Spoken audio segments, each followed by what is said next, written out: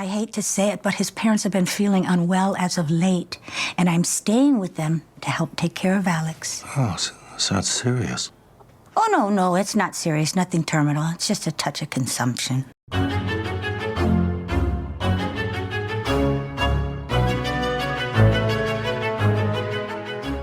As part of Soho Horror Pride 2025, we are celebrating the queering of the slasher in line, of course, with our the eponymous date of Friday the 13th. When we kicked things off, we couldn't miss the opportunity. So our entire weekend will be celebrating the queerness of the slasher. And one opportunity we also couldn't pass up would be the return of absolute favourites of ours, Joe and Trace from the Horror Queers podcast. You know them from, the Horror Queers podcast and all their incredible written press materials as well, but specifically for Soho Horror Pride, they joined us a couple of years ago for a different anniversary celebration for Bride of Chucky, and we thought, well, we really need to camp up that. How do we out-camp Bride of Chucky? And it just so happens to be the 25th anniversary of Scream 3. So today we will be playing through the entirety of Scream 3 for a live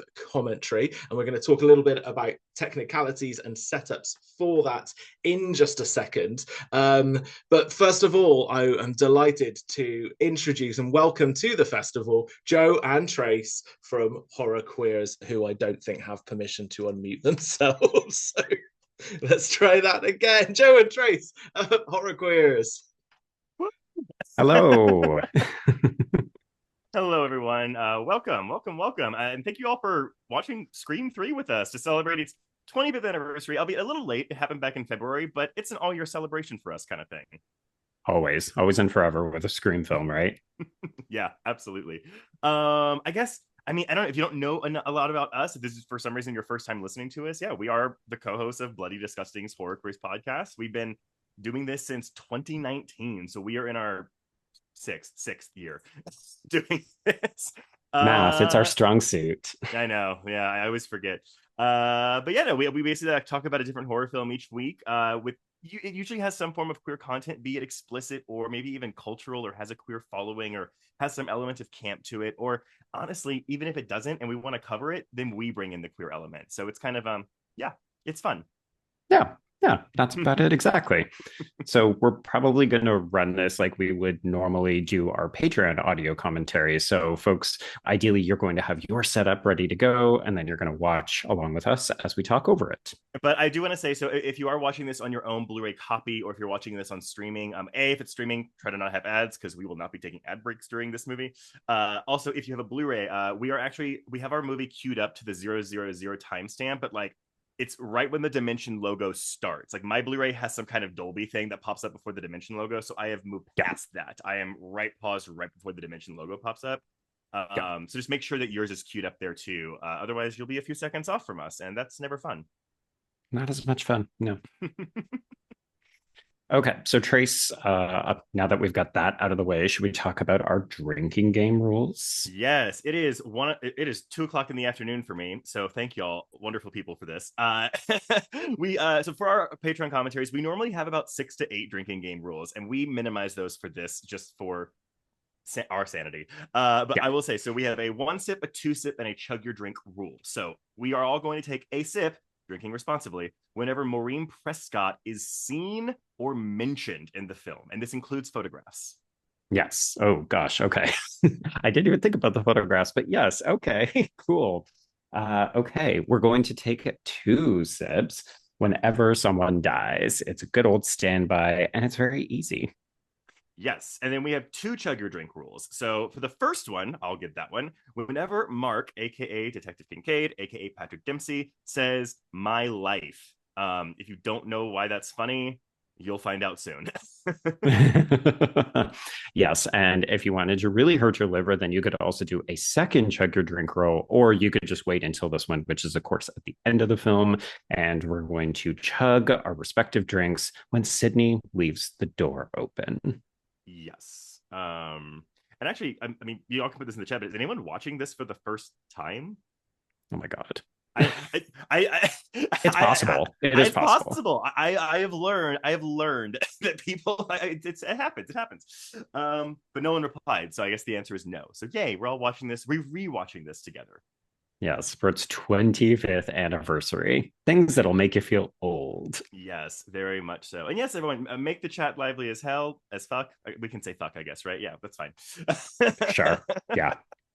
Yes, we're going to try to keep an eye on the comments and we will aim to respond or interact as we can. But if you know anything about me, you know that I can barely even remember actors' names or pronounce them correctly. So I make no promises. So I guess what? Do we want to wait a couple more minutes to see if anyone else comes in? Or do we want to jump into this? Okay, everyone. So, sorry, I have to get my movie queued up because my Blu-ray player just hold me 1 second. Oh, I got it. I'm good. Okay. The disappointment on my face. It's fine. I got it. Okay. So everyone, what we're gonna do is we're gonna count down. We're gonna go 3, 2, 1, play. And on the word play, all of us will hit play together. So here we go. 3, 2, 1, play.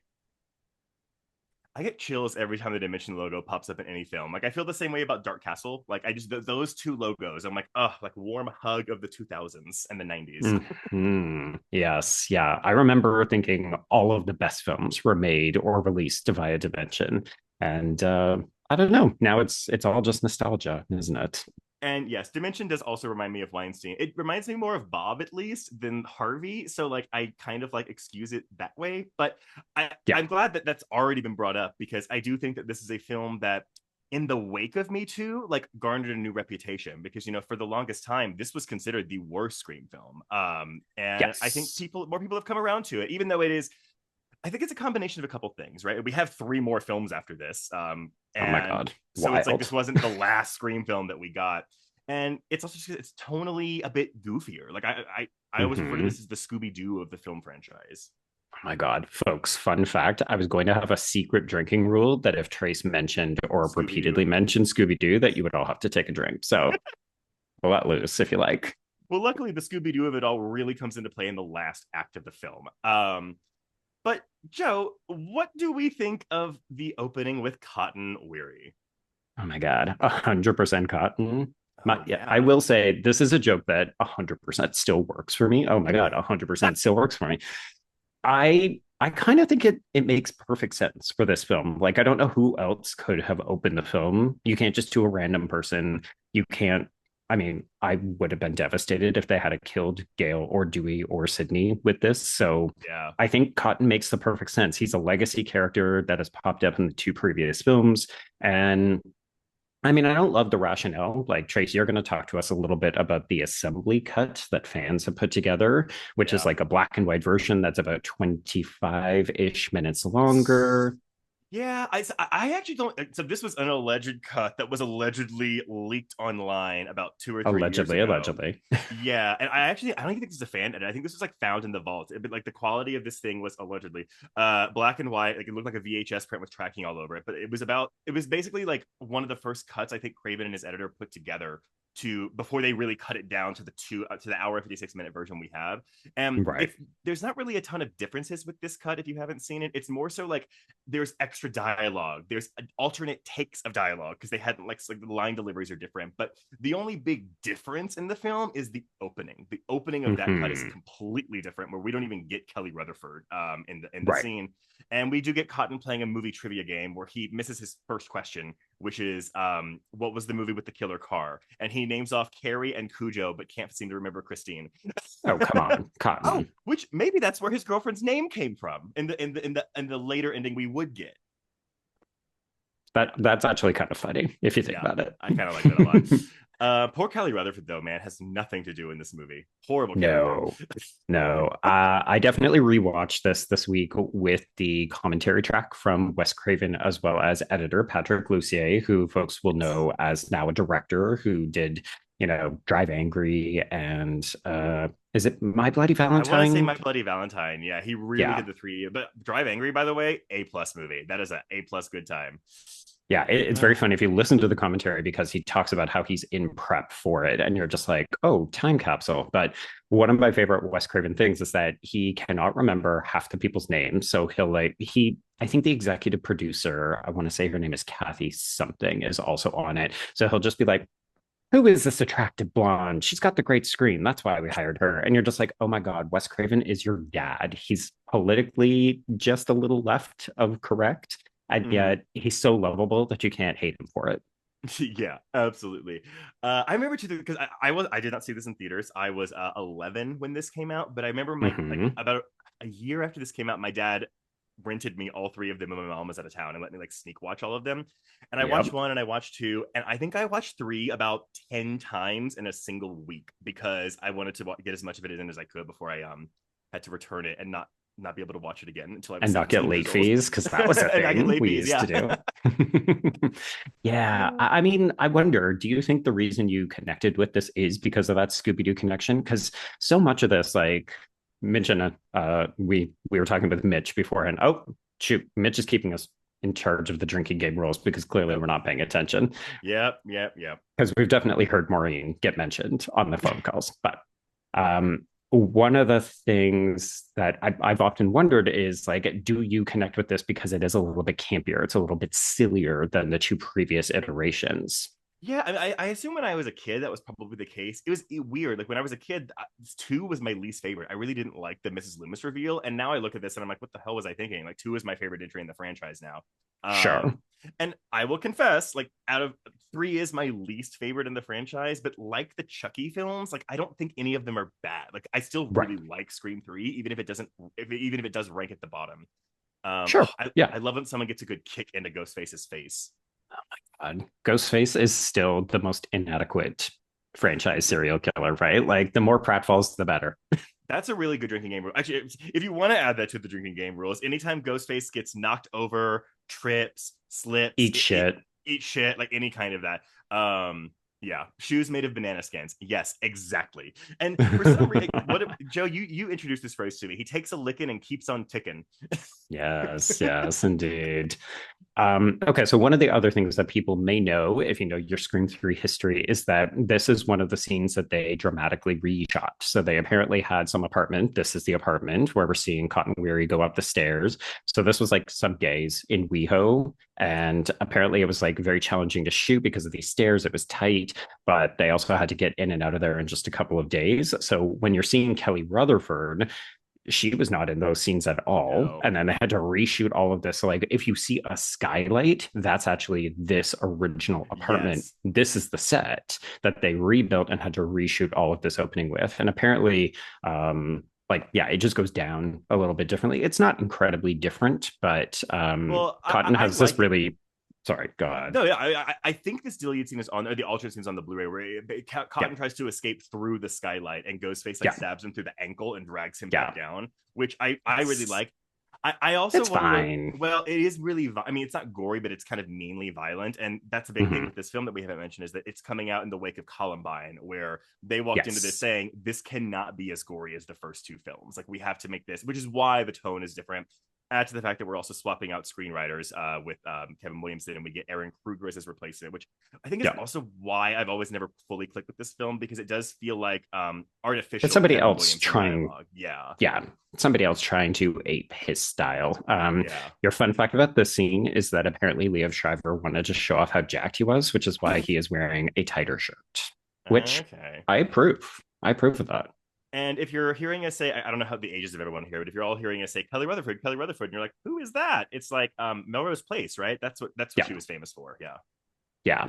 But even that, it's like, it's not like she was, I don't know. I never found her that significant of a factor on Melrose Place, Yeah, but I feel like people might maybe know her more now as oh god, is it Blake Lively's mom in Gossip Girl? correct. Yes. Yeah. Depending on your age demographic, you probably know her from a completely different thing, right? Yeah. Or you just know her from this. I mean, entirely possible. I mean, if you Yeah. want to really get people to recognize you, be in a Scream film. It does help, yeah. Although you may also piss off a lot of people. I always get frustrated with this sequence too because it's clear that they don't have very good communication rules in their relationship. Otherwise, this would have they would have figured this out really quickly. Mhm. Although I think I said this when we talked about this on our podcast, because we covered this, it would have been back in 2021, Trace, because we Mm, started every year the podcast with a new Scream film. But I love the idea that they have a Ghostface sex game. So it's like yes. the Your insinuation stab that their games. sex lives are kinky. Also, I just want to say, four is my second favorite. Everyone, it's like 2, 4, and then 6. But no, sorry, 2, 4, 1 for me. I think is what my ranking is. Okay. I know. Yeah, it's tricky. I feel like it's any given day of the week, depends on what your priorities Yeah, are, how much you like Jenna Ortega, I all mean the that's the fun thing. stuff, right? There's not a bad Scream film. That's just like Yeah. an objective fact. It's just there's not a bad one. Yes, of I course. This actually is the new conceit for this film, which is that we've got the voice recorder, which allows you to impersonate people's voices, which is funny because I remember one of the big criticisms of this film, and also take two drinks. We do have two dead characters.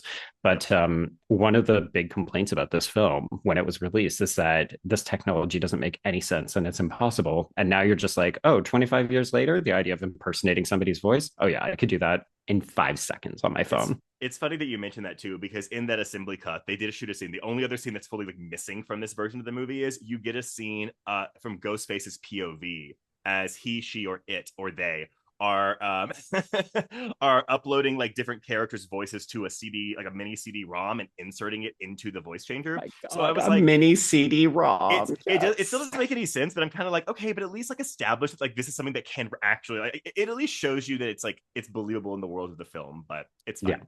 Also, Oh my yes, God. this fence, like, mm. It's so good. I literally had the thought, oh wow, that's super protective, Sid. No one could just lift a leg and climb over it. Sure, there's a tiny bit of barbed wire, but Jesus, come I on. mean, the thing is, I mean, she doesn't because this looks like Cal. Is she still in California? Is this supposed to be Yeah, California? Because this it looks is. like maybe it's around the corner from her house in the first movie. Is where this looks like. Right. Yeah. Like she went up the hill a little bit and got herself a dog. Yeah, basically. I do like, you know, as goofy as this film is, I actually do think it really does succeed in the Sydney story, even though Sydney is a much smaller presence in this film because Hmm. she was busy filming Party of Five. I know Drowning Mona. She had 3 films in It's that. 2000 that she was filming: Drowning Mona and something else. But so yeah, Yep. they only had her for 2 weeks, I think, and she's Yeah. wearing a wig. 20 days. And then she's wearing a wig the entire time because she still had the highlights from Drowning Mona. So, Yeah. but I think it's an okay wig. It looks fine. Most of the time it looks fine. It changes a little bit. Okay. Well, if we're We're talking about seeing hair, Courtney Cox. Should we talk about the bang? Should we talk about the fringe? Yes. I'm Um, I don't think this is as bad as everybody makes it out to be. Yeah, I know the story. David Arquette said they were aiming for a Betty Page look, and I think yeah, it's because Okay. it doesn't it's not even enough. But I I've seen worse hair. We just rewatched The Rules of Attraction, and Shannon Sossaman has like a Oh dead my cat God. on her head for that entire movie.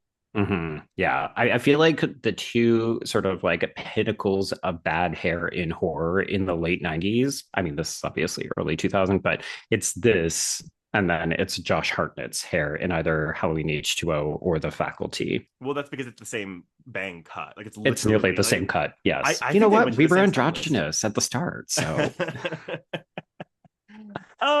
What do we think of Patrick Dempsey in this movie? hot. I love the hair. But I mean, Detective Mark Kincaid, who, P.S., we will not be seeing in Scream 7, even though we do have a Mark character played by Joel McHale. We'll see how this transition works. But yeah, I think he's fine. I thought it was interesting. Yeah, like we're getting comments in the chat that he is wasted in the film. And I would Yeah. agree, but it's ironic because if you listen to the commentary, they actually kept giving him more and more scenes. So he was apparently supposed to be out by the time we got to the third act. Well, like his partner is how that person's out. Josh Pice's Literally character. that. Yes. Yeah, I think the Oh, issue is Maureen, everybody yep, take a drink. drink from Maureen. I think the issue is too because the fan backlash to Randy's death in Scream 2, like you can feel the we got to fix this in this movie. So we get that with the Randy tape, but also Yeah. Kincaid is kind of a Randy stand-in because he is the movie expert that's also the cop that may be duplicitous that may not be. And so I don't think he feels like a full character in this movie. Yeah. And I think he's a bad red herring personally, but it's not his fault. It's the writing's fault. There's a lot of dodgy characterizations, folks. We did get another Maureen Prescott, courtesy of Nancy fucking O'Dell, who, if you want to hear me go off on, I think I really like drag her in our episode. But yeah, he's fine. I think Mhm. most of the characters are fine. I think many of them are just a little tiny bit forgettable. Like everything about this film feels a wee bit underbaked. And of course, if you know the story behind it, you would know that they were literally rewriting whole scenes all the time on set. Oh, So yeah. like it was new pages getting delivered and people being like when Jenny McCarthy says, Jesus Christ, has there been another rewrite? They all joked and they would say that to each other on set because it was Mhm. happening every day. I will say too. I mean, obviously, I don't really like Jenny McCarthy, anti-vaxxer, there, but like, I like her character in this movie, and wish she Oh, wasn't yeah, killed so early. Like, like, 100%. to me, the best part of this movie, it's everything with Sydney. Again, the stuff at the house is great, and then of Mhm. course the funny ladies. So Jenny McCarthy, Parker Posey, Courtney Cox, like that's like those are my wins in this movie. Yes, yeah. And they're making the most of what they, oh my God, Mitch. Okay. Have at it, girl. Oh no! Bad decisions going on here in the video chat, but you know what? Yes. Everybody's got to do their own thing. It's Pride, And so and yes, the deaths are a little lame in this one, and that is again specifically because of the direct reaction to Columbine. Like they were told yeah, you cannot make this a gory film. And also the first, yeah. I know the first film had issues getting it an R rating. I think it was NC-17 five times before they gave it an R rating. Oh, man. We love to crack down on horror films around this time, and not just Mhm. because of Columbine, but Columbine did not help, obviously. Yeah, absolutely. Yeah. Okay. So Trace, walk me through. We've got this Stab 3 cast. So we have Jennifer Jolie, Parker Posey. We have Mhm. Sarah Darling, Jenny McCarthy. We have Angelina Tyler, played by Emily Mortimer, who is another bad red herring. We've Yeah, got Tom Prince, okay, with a Z. Prince. Yeah. Played by Mac Kiesler, and then finally Tyson Fox, played by Dion Richmond. Do we like any of these other people? I mean, the Jennifer Jolie of it all merits its own complete conversation as we go, but the regular Also, folks this yellow suit, by the way. love Oh it. my god, I love this. When we It do the doesn't get Pride talked. images with all the Gale outfits, yellow. Yes. Yeah. All red shirts except Jennifer Jolie. Yeah, very, very, Mm, very accurate. I believe in an early draft. I don't think it was actually filmed, but like I think Angelina was meant to be a second killer at some yes. point in the film, and that's why. Yeah, sure. A lot of these people just waste. I mean, again, to me, the most interesting one besides Parker Posey is Jenny McCarthy, and they kill her first. So it's like, Right. Yeah. I mean, she was the name, right? Like people actually yeah. knew who she was. And a lot of these other people were kind of, this was sort of their big break, which is ironic because it feels like so much of the mirroring that's happening within the film, Mhm. Stab 3 getting canceled and none of them being able to make the rent or do other things. One thing that never really made sense to me, and yes, Parker is amazing in this. Like Parker is undoubtedly the MVP of this movie, but Yeah. like they're filming Stab 3, and they have Parker in Gail's like haircut and outfit from the first movie, Yeah. which I think is really funny. Trace, it's called Return to Woodsboro. So Right, right. But that's don't why you we've got Stu's house. but don't you kind of want to see Parker in those red streaks wig from Scream 2? Yes, absolutely. Always. It's my favorite of all of Gail's looks is the Scream 2. Her and Sydney with their matching mirroring hairdos. I love it. Yeah. Mhm. And this is, I mean, like Parker Posey, she's kind of breaking out into mainstream film at this time, but she was really doing mostly indie films before this. But I think she would do this and then follow it up with Josie and the Pussycats. So, which would Mhm. flop, but you know. Yeah. I think she just had difficulty getting people to think of her for mainstream films. But like, if you listen to the commentary, Wes Craven, he basically says Jenny McCarthy was the most prepared. So he compliments her because she would come in and be able to do all of her lines regardless of the rewrites. And then he said Parker Posey literally gave him something different or unique in every single take. So like there's a moment later on where she's going to jump into Patrick Warburton's arms at the end of it. And Wes goes through like four other things that she did like with each single take. Hmm. I Funny. also think Kieslar is fine as not. I think it would be better if they had the same kind of banter that Posey and Cox have, you know. But I guess it's maybe Okay. Dewey's just not as like, I don't know. I don't know if they're trying to do that, but it doesn't really come off as in the same fun kind of way. Or something like he had sexual chemistry with Gail. So it was like, oh, maybe you just fall in love with anyone who puts on a uniform kind of deal. Mm-hmm. Oh, Mitch, that hair. You know what? I like it. That's not Good bad. for you. Yeah. Folks who are just listening, all you're seeing is Mitch trimming his hair to give himself the Gale bangs. Yes. I remember the first time I saw this too. I didn't love that we had to break up Gale and Dewey again. Like it just seems like the trend that we do in all these films. Like they break up between films and they come back. And of course we break that role in 4, but then it happens again in 5. So Yeah. but is Yeah. maybe a case of life imitating art, right? Because I believe they were going through the divorce during Scream 4. Yeah. And this is the movie that they film right after they get back from their honeymoon. So, folks, if you Yes. want to play the fun game with the film, you can track their changing skin tone because you'll see when they first got back from Mexico, they'll be much darker in a later scene. Controversial opinion. I don't hate this cameo. I think this is fine. I think it's fine, but I feel like, especially like 25 years later, I feel like there's probably a whole audience of people who watch this and say, I don't know who the fuck that is because they either don't know Jay and Silent Bob or they have never seen Kevin Smith fat. Well, and I also think because this I believe this came out either the same year or right around the same time as Jay and Silent Bob Strike Back, which is very much about Jay and Silent Bob like going into Hollywood and like trying to like stop a movie being made about them. So it almost felt like a synergy type thing, but which it doesn't make any sense. Like why would you want to synergize Jay and Silent Bob Strike Back with Scream 3? But they did, and I don't know. As someone who does enjoy Jay and Silent Bob Strike Back quite a bit, it's a great high movie if you've ever watched it when you're high. But I don't know. I don't mind this at all. Yeah, it definitely feels like these are both properties that the Weinsteins control, so we should absolutely do it. And you think, okay, I guess. Kevin, thank you. I forgot Wes Craven has a cameo in Jay and Silent Bob Strike Back where he's directing Shannon Doherty in a Scream film, and I just again it works for me. Okay. So everyone here is another red herring. I didn't realize that when Neil Prescott came back for this film because he is noticeably absent for 2 when Sydney is off at college in Woodsboro. She like apparently a bunch of people thought that because Neil had been brought back, he was absolutely going to be revealed to be one of the killers. And I was like, oh, okay, I guess. Never occurred to me. As a plot twist, I don't mind it. I think for Sydney, though, I don't like that. Also, yes, drink for that Maureen picture. Oh, drink again for Maureen the ghost. Yeah, or control yourself if you're like they're back to back. Just you know what, just nonstop drinking, responsibly. Nonstop drink responsibly. Allegedly responsibly, yes. I think this is something that used to irk me because I just hate it. I still kind of hate it.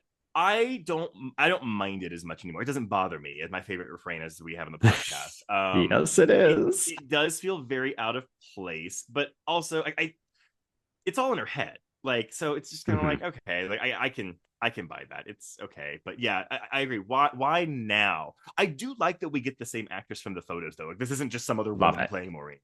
No, yeah. So this is I've got her name here. It's Lynn McCree. And she apparently was an amateur actress before they cast her in Scream, which is why they're able to reuse all of her old publicity stills for the Maureen Prescott pictures. But yeah, like listening to the commentary, they very specifically said they wanted to tackle this idea of Sydney has PTSD. It's manifesting in this kind of guilt around her mother. Obviously, it will play into the end with Roman and her sibling relationship. But what was so interesting to me about this most recent rewatch was that a lot of this gets mirrored in 5. And I thought that 5 was always echoing 1, which it absolutely is. But I realized that 1, 3, and 5 are in conversation because Sam is going through all of this shit too. Yeah, but it's actually interesting that you say that though, because I'm thinking, okay, well, like what you said, final girl trauma, PTSD, kind of things like that, which we're doing in 2000, which almost feels like a kind of a reaction to Jamie Lee Curtis's arc in Halloween H2O from '98, which is also funny given that Scream 5 mainly exists because Halloween 2018 was so massively successful. Yeah. So Scream is either always setting that benchmark or it's in conversations with other films and then other films enter that conversation. So I love that, love or hate where the franchise has evolved into and some of the unfortunate events that have sort of derailed the more current iteration. I think it's interesting how the Scream films have still managed to remain very much in the cultural conversation with their subjects. And like, we haven't even talked about, like we mentioned Harvey Weinstein, but this movie is like 17, 18 years ahead of me too. So that's deeply Yeah. ironic as well. Well, and I feel like no one's ever flat out said, oh yeah, like anyone involved with the film has said like, oh, Lance Henriksen is obviously a stand-in for Harvey Weinstein, but like, or like that was the Hmm. intent. But I think it's really hard to look at this and not think that was the intent with this Yeah, character. especially Um, nowadays. Yeah. One thing I think I don't think we used the Sunrise Studios enough. Like I like Jenny Mm, McCarthy's death scene because I like the room with the all the Ghostface costumes. But again, it's so brief, it's sure. so short, and we get the big set piece of Sydney's house. But I feel like there was more we could have used with a film studio and like kind of fake outs and things like that in this. Yeah. I think in our episode, I debated whether instead of going back to Roman's mansion, if we had to come back to the film set, if that would have been more successful. And I'm still of two minds because in some ways I think that's just too familiar with the first film. But Well, it could border on parody, I think. I think that, but again, like that's kind of what a lot of reviews of this film said at the time was like this feels like the films that Scream was parodying. Like it feels like mhm, that's what this is. Um, yeah, so yeah, yeah. And I mean, it feels sometimes like, especially someone like a Sarah Darling character and this sort of jokey tone, it feels like we could be in a scary movie. I'm sorry. Did she think the tape was gonna like No, like? she's looking for a quick fix, folks.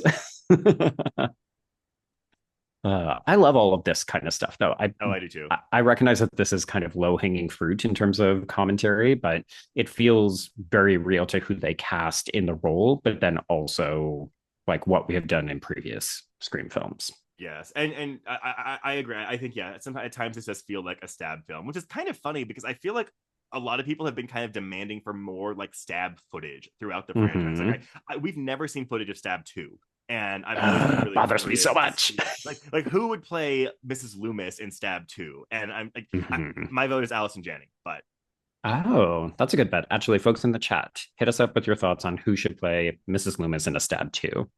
or I guess yeah, any of your favorite like dream Stab film castings, like who would you want to see? Mm-hmm. Um, Yeah. candy cane or candy those aren't different things. Like you don't pronounce candy differently whether it's a candy cane or a candy apple. Ooh, Sigourney Oh, Weaver. you Oh, don't pronounce it candy. Candy cane? Or actually, you know what? Do it like the Road Rage movie with Paul Walker. Candy Oh, I was cane. like the Road Rage movie with Joey Ray. Yeah, absolutely. Oh, there's your line. Another goddamn Yeah. rewrite. Yeah. So apparently they would just yell that at each other every time it happened on the real film set. Became a kind of meta commentary for the film they were making. Mm-hmm. I don't know. The idea too of running lines with a director doesn't seem like a real thing to me. Like, Yeah, but I think because this is meant to be kind of Roman's big break, like his first big film. Because what he says later, he has to do a horror film before he can make his grand romance. Which wow. uh, So what a I get the wanker. impression he's probably more of like a peer for them than like a boss for them. So he's probably more hands Right. on with his approach. But Oh also, my God. He's the cool director. He's no, the fun absolutely, like that's director. totally what he is. See, and again, I like this sequence. I wish it was like Mhm. longer. I wish it was more sustained. Yeah, I'm always a little disappointed that she barely makes it out of this room before she gets killed because it does feel like we're setting up for something a little bit bigger. I did want to give a quick highlight shout out to the security guard that we're about to see. Apparently, he has some kind of like weird nebulous role in the production. This guy here, but he has appeared in both Scream and Scream 2.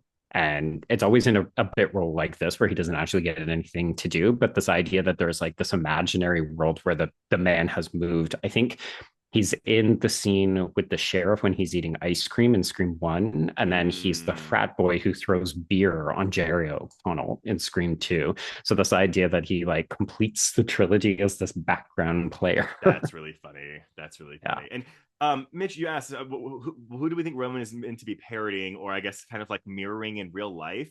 I've never actually given that much thought, to be honest. I guess, and this is maybe a judgmental thing on my part, where I'm kind of like Aaron Kruger isn't that smart. Wow. I mean, who's up and coming in the mid 90s in terms of like indie directors trying to make it big with a first film, right? Yeah. I don't know. I have no idea. I love all these fake weapons, but then yeah, Yeah. this is weak It's sauce. too fast, right? Yeah, Uh, I do think in that assembly cut that came out allegedly, they hold on to her like death, like when she's like stabbed up in the air, it lasts for a little bit longer, so you can tell they cut like seconds off of it, which again okay. probably to appease the MPAA, but it's Yeah. not gorier. It's just like it's a little bit meaner. Yeah, I just think it's so. I mean, you and I have shat on the MPA so many times over the course of our 5 to 6 years because they're fucking ridiculous, and also they're bizarrely religious to the point that I just feel like they're completely out of touch with a lot of what drives people to go and see movies. But I think it's wild that, I mean, sure, the Scream films have often been driven towards teenagers, but it's like there's no teenagers in this movie. So when I see Sarah Darling get stabbed, I'm like, well, it's an adult. Like, it's not. But that also feels kind of rare for the time. Like when we think about like slasher movies, we typically think of teenagers. You know, we don't think of adults. And I guess really starting Mhm. with because I don't consider them teenagers in two either. Like it's primarily adults in that They're as well. college. Yeah. Yeah, and I mean, I feel like My Bloody Valentine, the original, is one that always gets highlighted for that. You know, it's like, oh, it's a rarity for the genre because it's a slasher film in which adults are targeted. It gives it a Right. little bit of I don't know, it's just pizzazz. It's a little bit of different air to it that I like, and so It's mature. yeah, and I mean, also these Scream like was wildly popular. Like, I mean, this movie Mhm. opened with $34 million in February of 2000, which I mean, adjusted for inflation, that's over $50 million today if they did that. So Big these were money. huge. Big money. Yeah. I saw this Yeah. in theaters opening weekend. This was the first, no, I saw Scream 2 in the theater.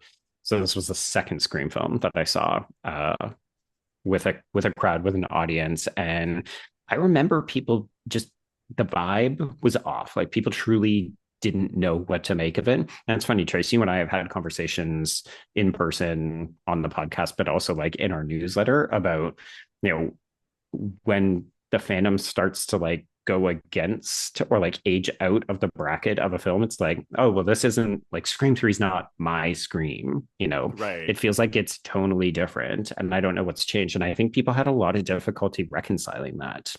Yeah, no, I mean, I think the combination too of the killer at the end, like I feel like people just didn't think like I think the mysteries of 1 and 2 of the big reveal of the killers are so well done, and I Hmm. do think this one pales in comparison, mostly because this movie is my least favorite thing that slasher movies do, where someone dies off screen and then it's revealed that they aren't actually dead.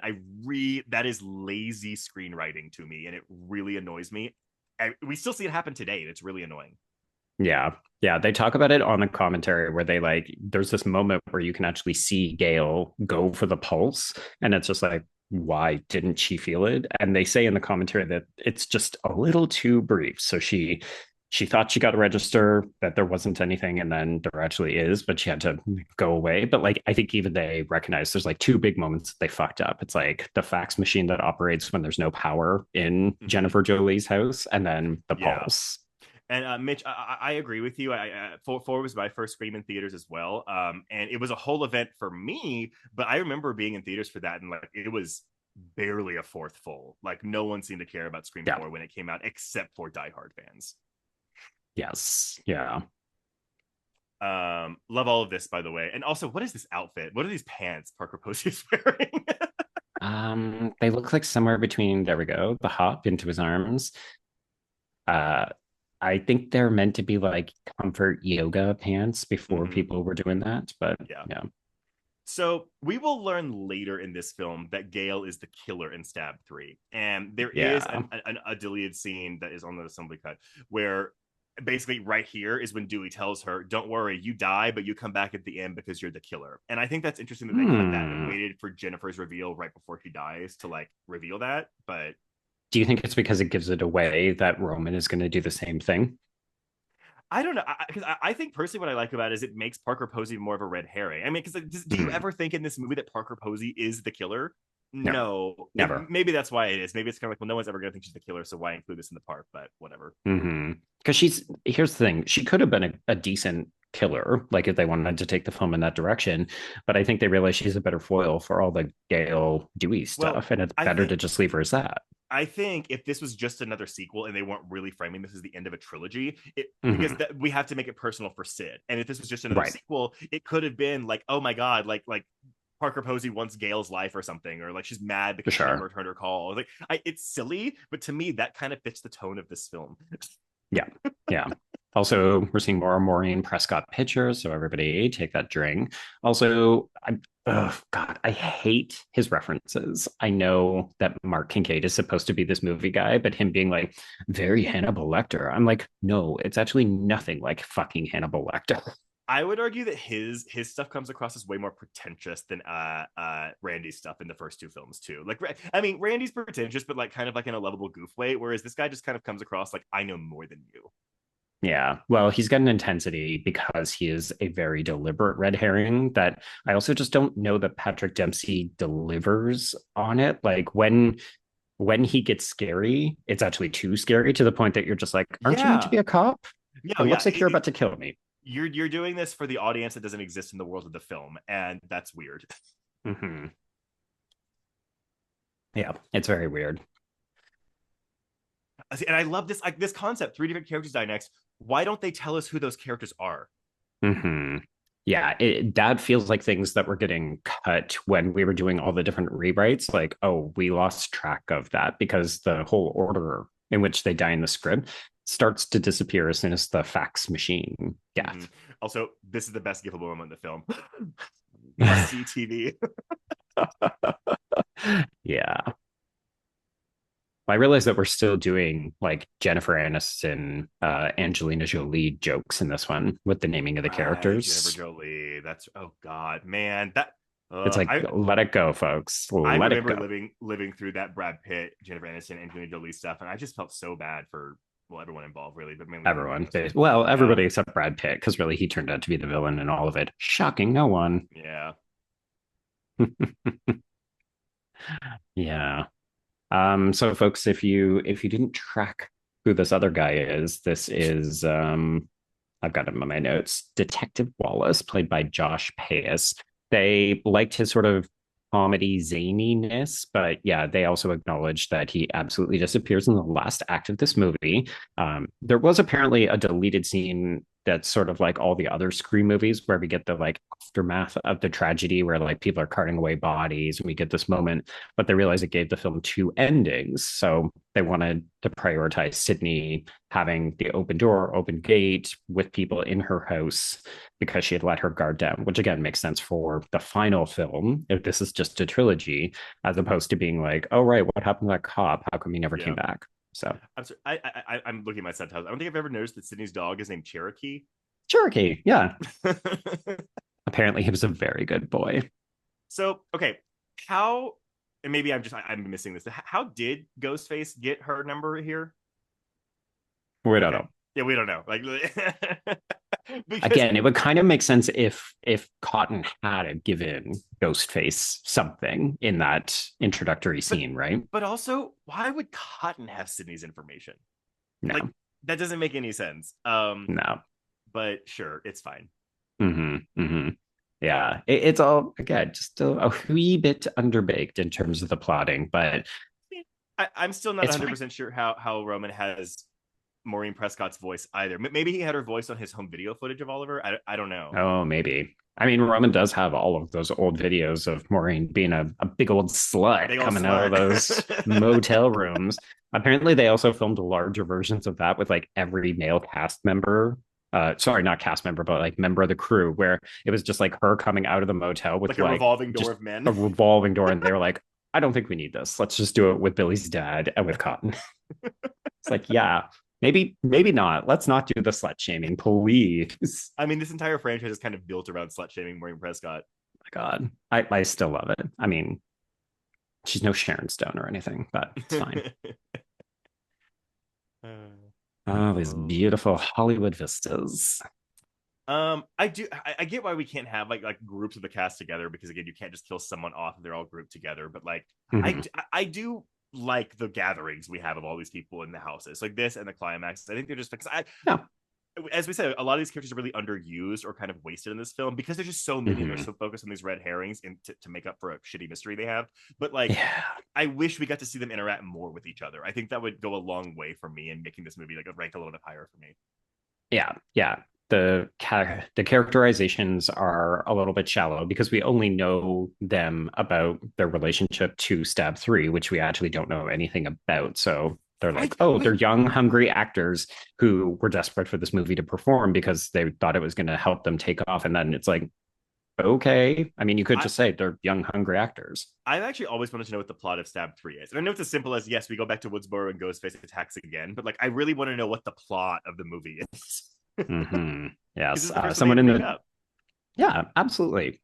Interesting. So in the chat, Tim is mentioning that the furniture and the decor of this house is like interesting. And apparently it was meant to evoke real life Courtney Cox's, she's apparently obsessed with like redecorating. So she redecorates her house every couple of weeks. So they were like, oh, the modeling ended up looking very, very similar to what Courtney Cox would do with her house. Like I think she even bought some of the furniture from this set.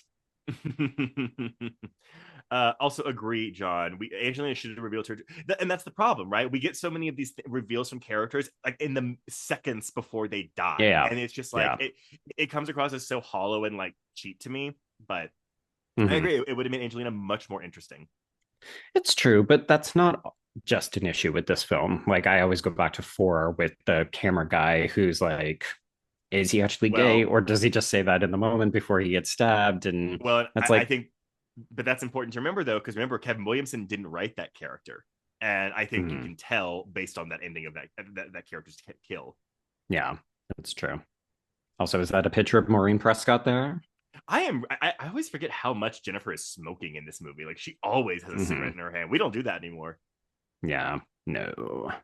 I will say want to promote unhealthy lifestyles. In that assembly cut, there's a longer take here of Dewey and Jennifer talking, and there's a much more flirtatious vibe between them, where she tells him, like, you know, even if the film gets canceled, I would really like it if you stayed. It comes across as very genuine. Like it doesn't come across as like silly Parker Posey. So it gives them more. I think it gives Gail more of a foil, where it's like, oh, this is a potential romantic competition for Gail. Right.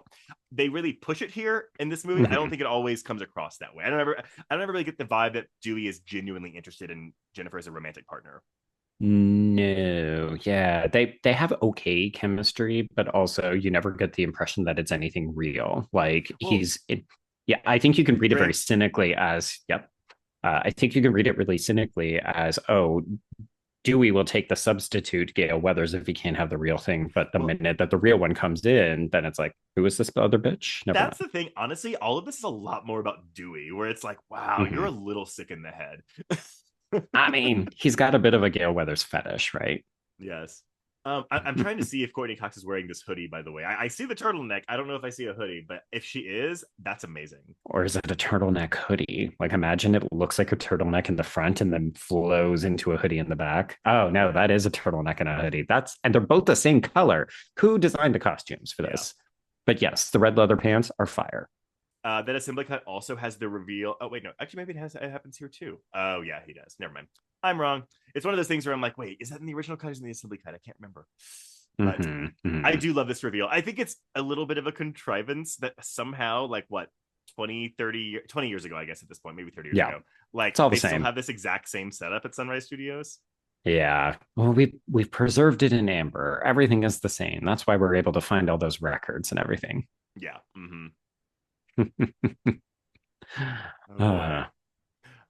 Again, like, so I could give a shit about Stone. Sorry, I couldn't give a shit about Stone.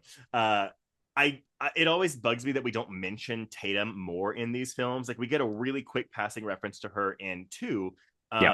But I do like that, at least, like, I mean, even though Dewey's not even involved in this conversation, as we're about to find out, but like, I like that we reference Tatum here. Yeah. It feels like something where they kind of realize over the course of passing films that, you know, oh, people did like Randy. Oh, people did like Tatum. You know, maybe we should try to give something a little bit back to the people who helped to build the franchise in fans' minds. Yeah. Angry. I always like that. That photo of Cox and Arquette too, I think, is actually maybe of them on their honeymoon, but they will reuse that in Scream 5. Oh, do they? Okay. Nice. I think it's actually next to the box of Tatum's ashes and Dewey's trailer. Right. Yes, that would make sense. Folks, we just got a death, so make sure to take your drinks if you're playing along.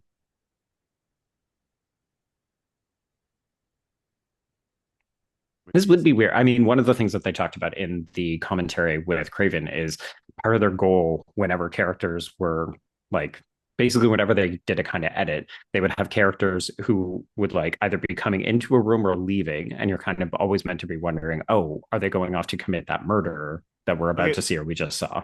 it's actually kind of funny that we Like keep saying this. Scooby Doo, Scooby Doo, Scooby Doo, but this feels very Clue to me. Oh yeah, yeah, it's Hmm. a little bit of that as well. There's your blood. There's your blood for his death. It's on his neck, I think. Which Hmm. wasn't he stabbed in the back? Oh, I'm sorry, I forgot. When you get stabbed in the back, blood comes out of your mouth and like pours over Right. your neck. In these movies, always. Yeah. Also, he was stabbed in the back, Trace. It was a severed nerve. I was gonna say, like, Dewey's like, I survived that a bunch.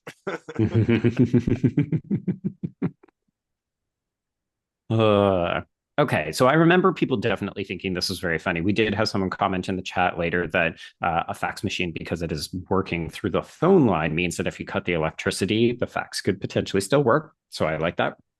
Um, I remember people thinking that this was just so silly. Like Oh, it is. the whole thing with the house exploding. I was like, it's silly, but like in the best way possible. I Well, love yeah. this idea that the killer is such a petty bitch that they will fax things to keep people in this house so we can blow them up. I love it. Also, like all these people did not smell gas leaking in this house, which is really funny to me. But I particularly love Parker Posey's like, which is so she's so Mhm. desperate to go check the facts.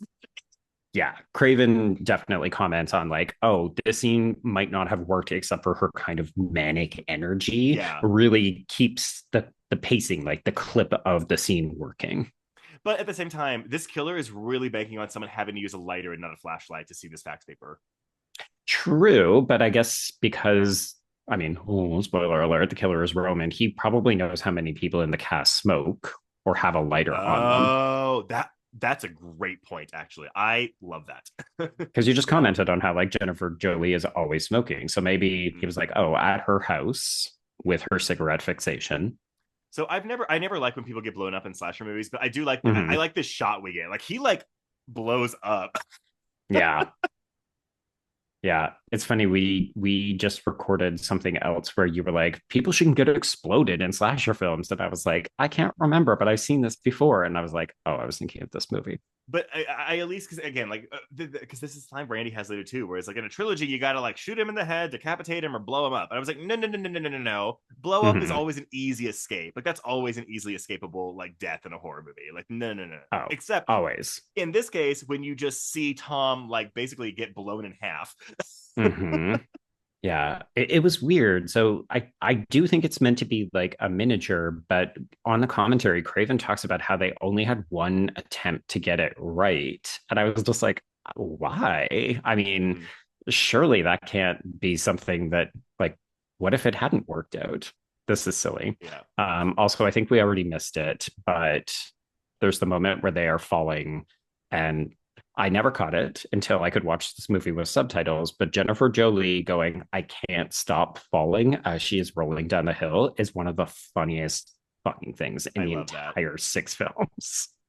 So one thing that always, I guess it's really not, okay, like, do we think that the killer would actually kill Gail or Dewey in this scene? Because it's always something that even bothers me in the first Scream film when Sidney gets attacked in the house halfway through the film. And it's like, Mhm. the whole point is the killers want to give their monologue to Sidney later in the movie. So, like, they're never going Right. to actually kill Sidney, which I think removes a lot of attention from her chase scenes. But it's even the same Yeah. here where I'm kind of like, well, did they want to, like, would Roman have killed Gail and Dewey here? I don't know.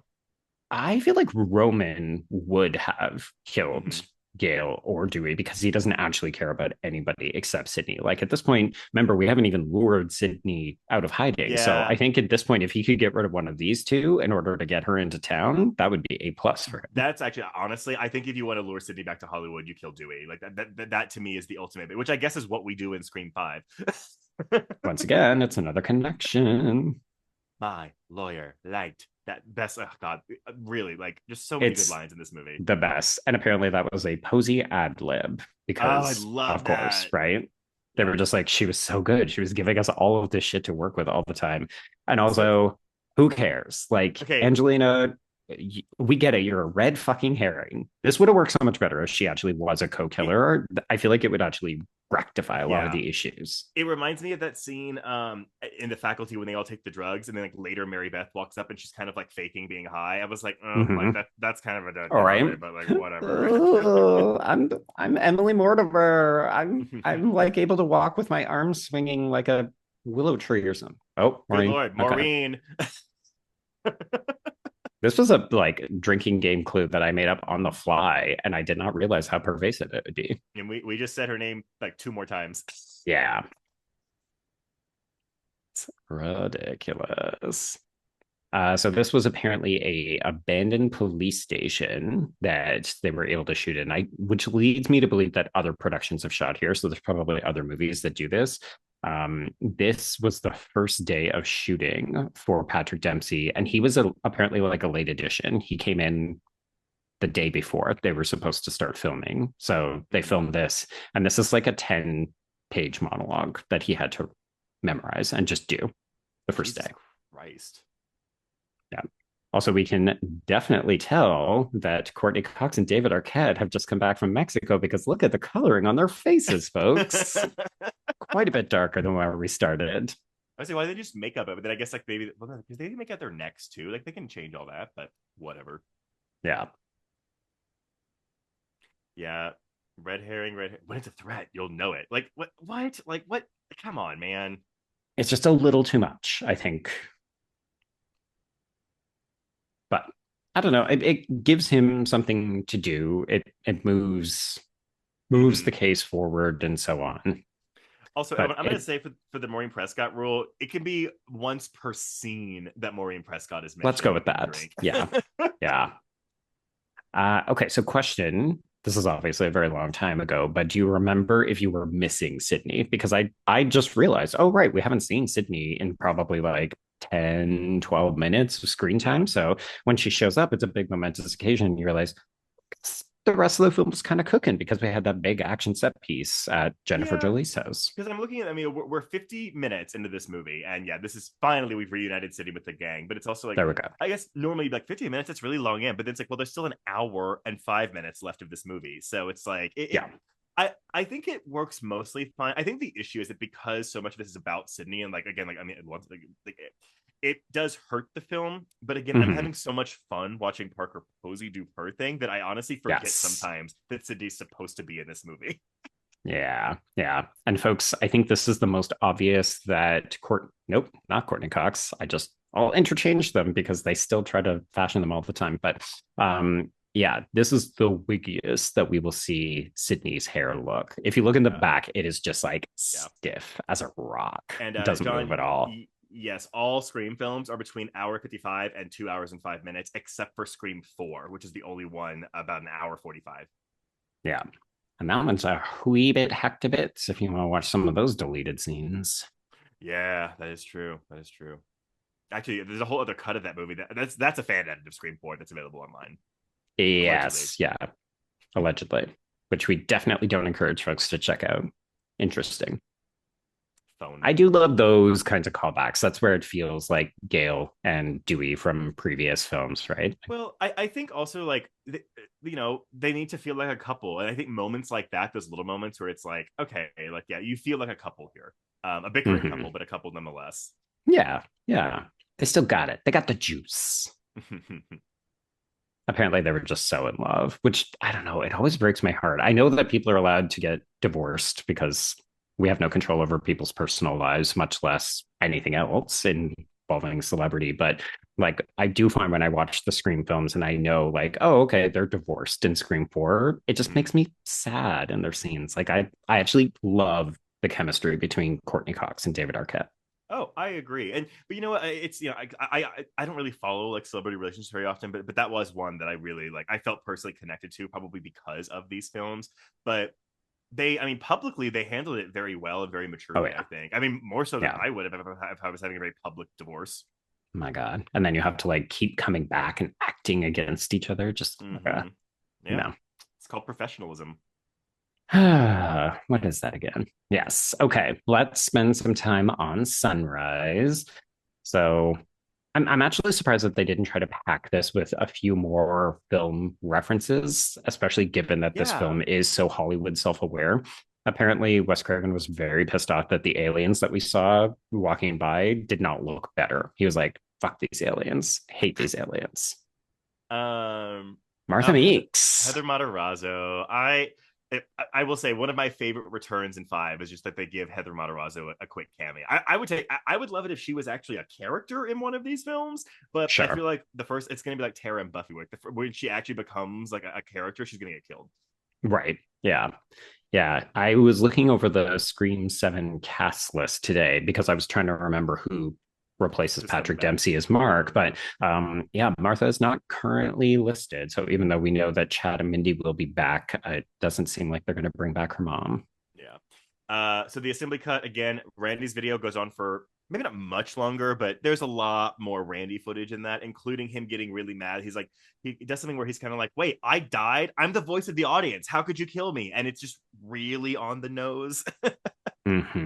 Yeah, I don't want that. And apparently Jamie Kennedy was a nightmare. Like he could not remember his lines and they had a huge difficulty just getting him to like embody the character again. So I don't know. It's fine. But Mm-hmm. I remember thinking this was awkward. But I was so appreciative that they managed to find a way to bring the character back because I really personally related to Randy before I kind of matured and realized maybe I don't want to be a Randy. But Yeah.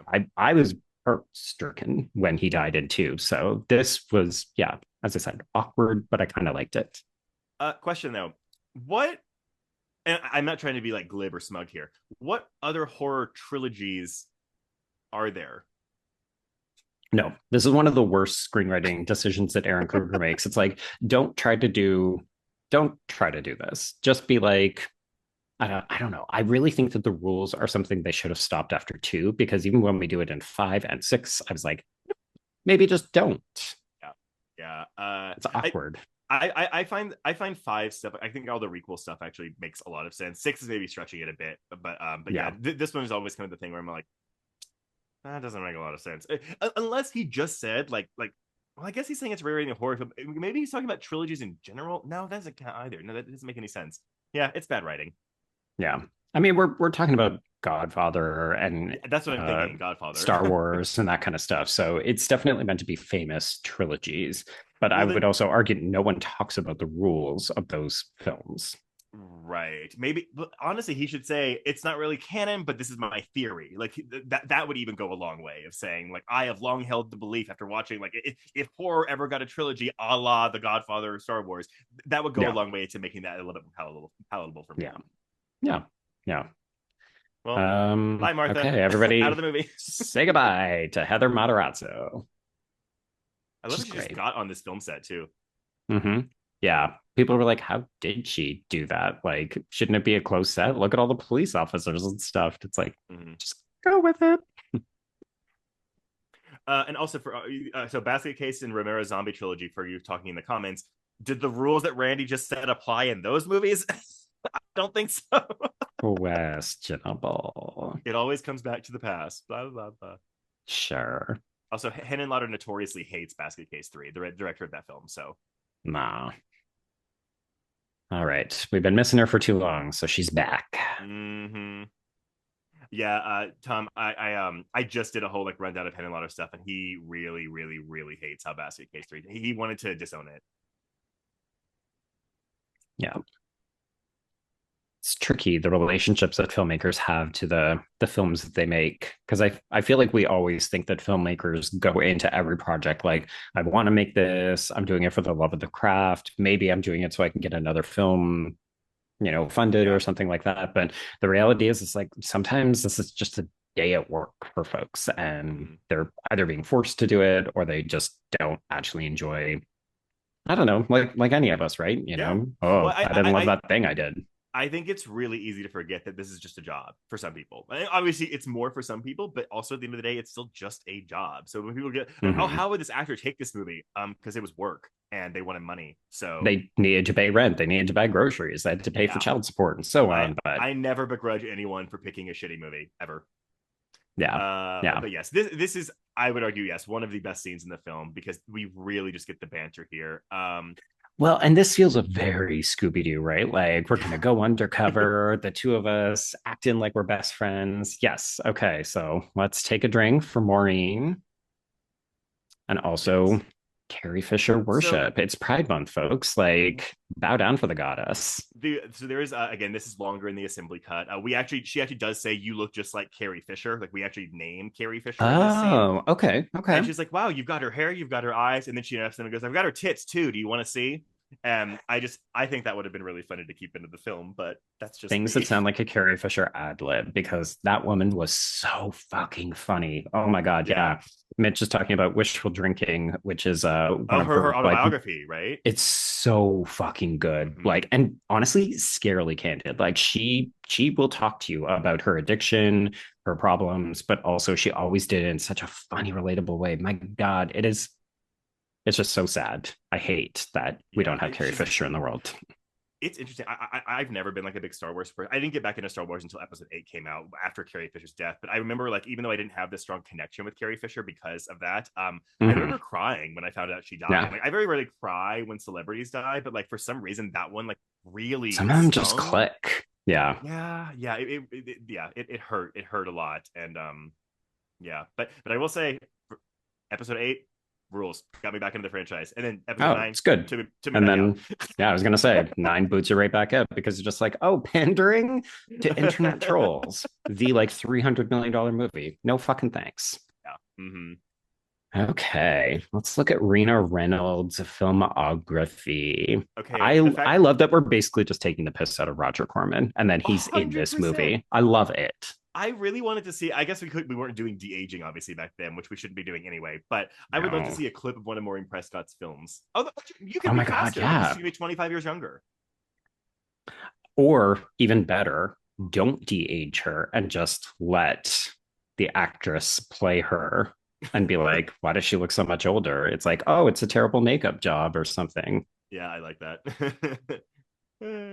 We've not noted that Sid is basically wearing her outfit from the end of Scream 2, complete with Derek's necklace, which I thought was a very nice sort of fan baity moment. Yes. Oh, I didn't catch this earlier in the film, but whenever in Sydney's home, there's like a picture, an ad poster for the play she was in Cassandra. Scream 2.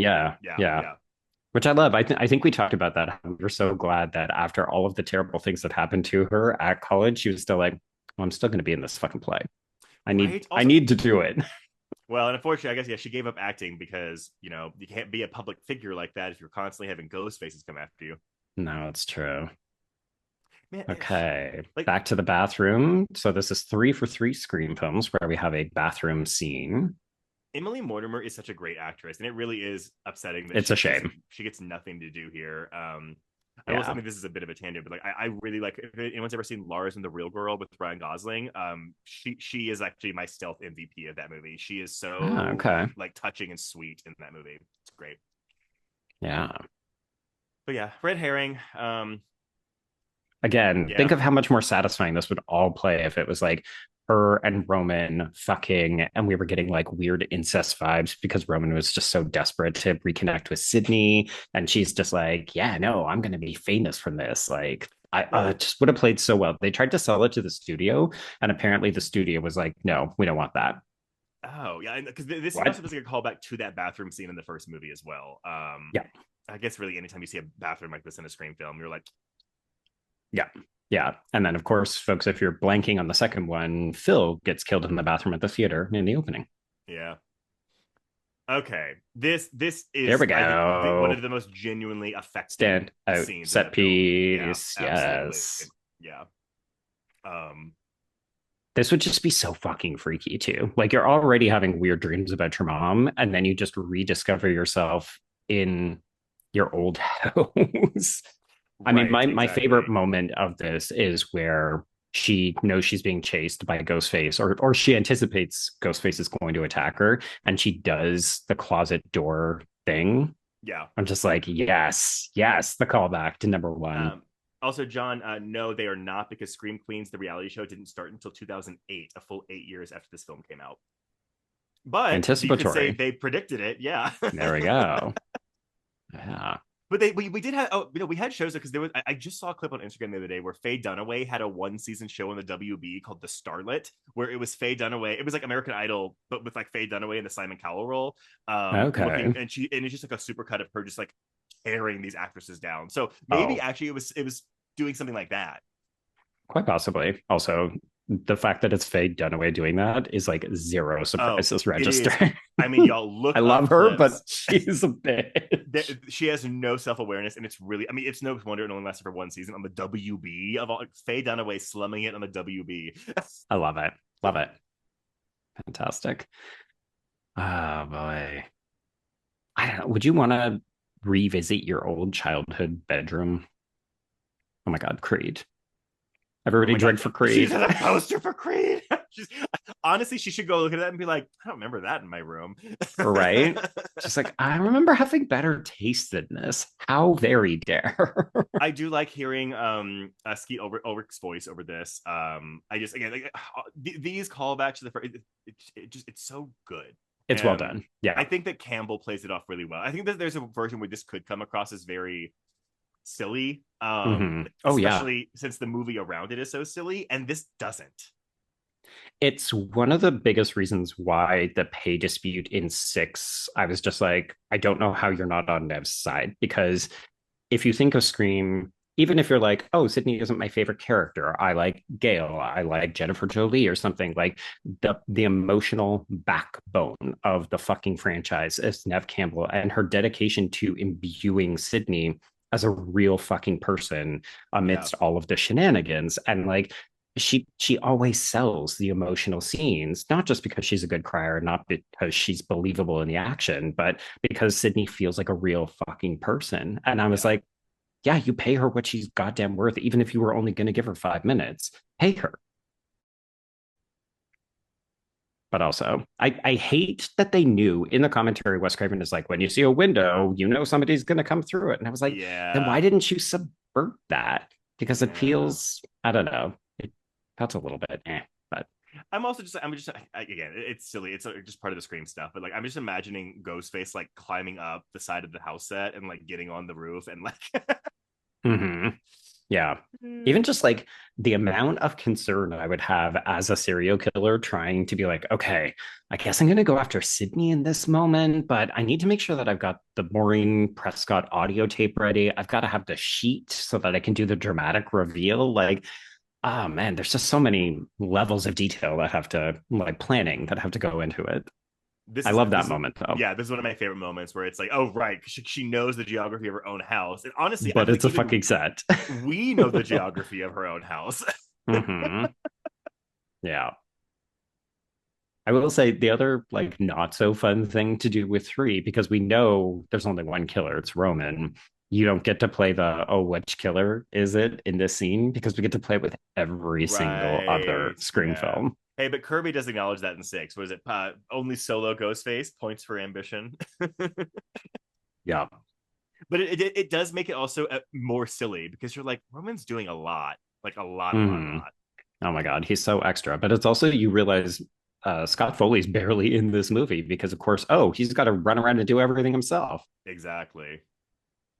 Okay, I mean, the most I know about Scott Foley, is that he fucked Parker Posey. That's it. Like, that's really what I know about him. Oh my God, I thought you meant in real life. Oh, sorry, the characters. I just can't. The only thing I know about Roman is that he fucked Jennifer. There you go.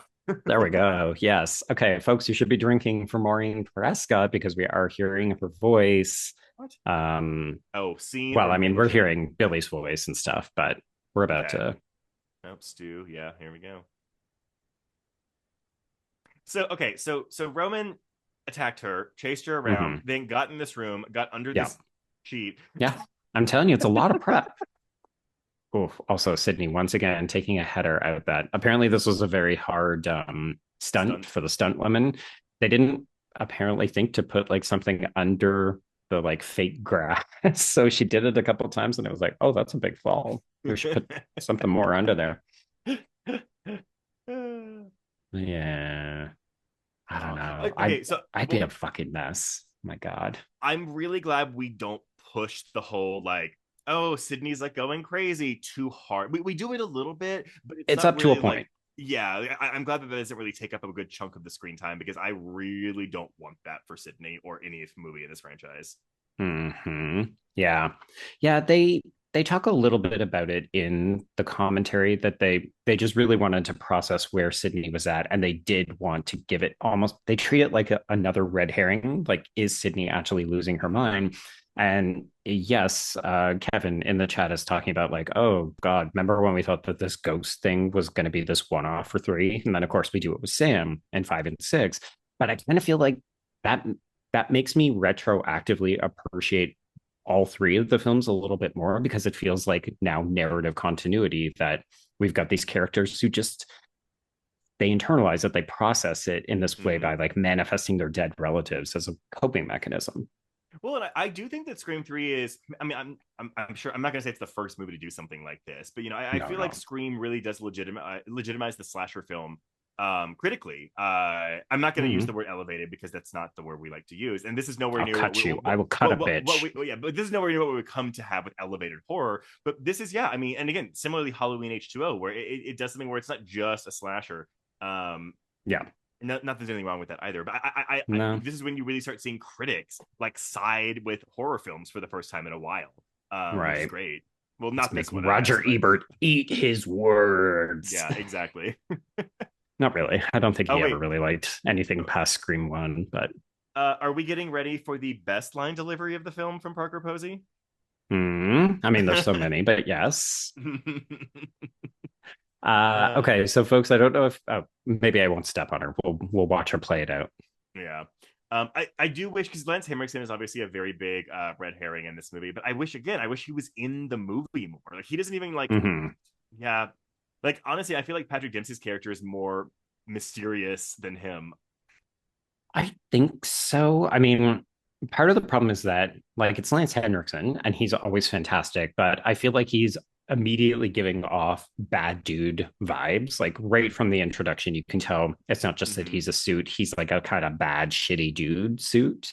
And so the reveal that he's definitely a bad, shitty dude in the vein of Harvey Weinstein, it's not surprising. So there's like nowhere for this to play. Yeah. So even the moment like when Roman kills him, you're just like, cool, good. Oh, here we go. Here we go. you're obsessed with her, and you're obsessed with her daughter. So dumb. So dumb. I mean, is very true though. Yeah. Yeah. But I'm sorry, you were gonna say something when this scene started. Do you remember what that was? Oh yes. Okay. So you probably won't be able to see it now, but when we first walk into his office, you can see that there is a diving board going out into the abyss. Like we can see that his office has this great view. You can see the lake. It's very far away. But like it was this thing where Wes Craven was like, yeah, it's the studio suit office, like the head. So he would obviously have this great view, this very high level office. So it should be like if he ever wanted to, like if something lost him a ton of money or if he was about to be fired, he just takes a dive Yeah. off the outside. And I was like, I thought that's really funny. But Wes Craven apparently just kind of half-heartedly mentioned it. And then the production went out and put it in. So the first day he walks in, it's like, oh, they did the diving board thing. There you go. See, I've never noticed it. I'm gonna have to rewatch this again, like today. Go look for this scene. I'm just gonna rewatch the whole movie again. Why not? Sure. Yeah. Everybody, let's start it up, and we'll redo the whole commentary all over again as well. It's actually, I was gonna say funny. That's not how I mean it, but like, because like, the implication here is that Maureen Prescott was kind of like passed around and like raped a bunch of times at this party, which is interesting because it calls to mind Freddy Krueger's origins in Nightmare on Elm Street 3, the bastard son of 100 maniacs. And so I don't know if that was intentional on Krueger's part. Which wow, Krueger. Oh my God, everybody's head just explodes. I wouldn't be surprised. And also, folks, I'm going to say if you're playing the drinking game, be prepared. Ready. We're about to get for the first chug your drink rule if you want to imbibe in that. But yeah, I mean, I often feel like these movies are so self-aware and so media literate that nothing would surprise me if people manage to find these kind of deep cut connections.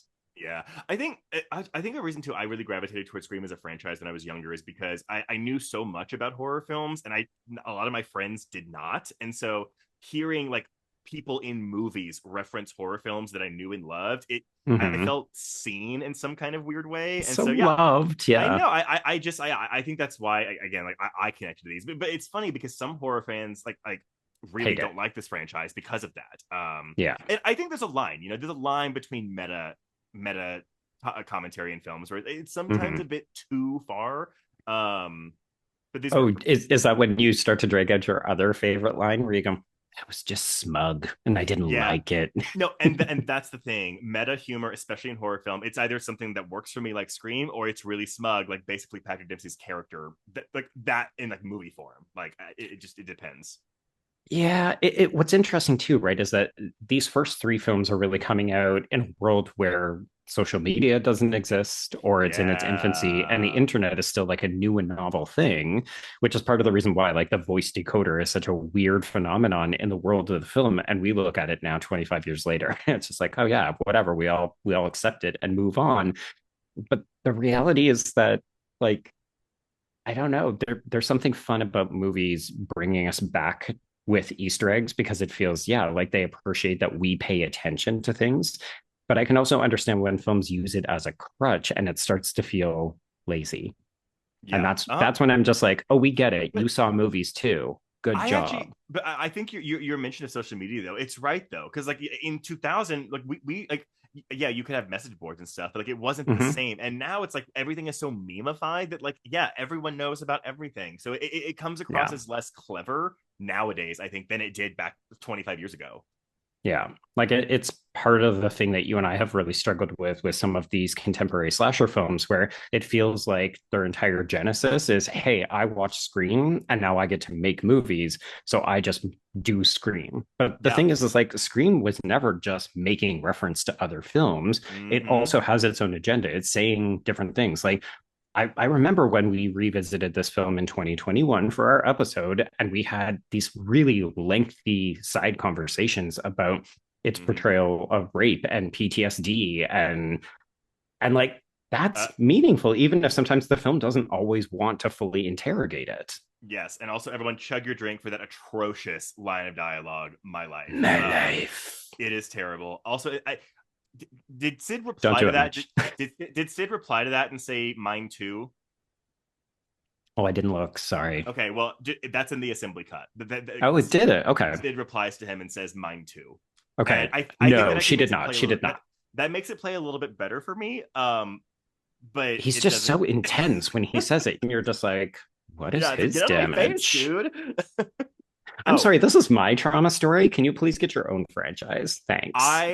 this is too much of a contrivance for me. This does not work. Also for the audience, like at this point, this is not Sydney talking to them, and 100%. I don't The like fact that. that Dewey falls for it is just like he's often played for laughs in terms of like, cell phone, but this is a little too much.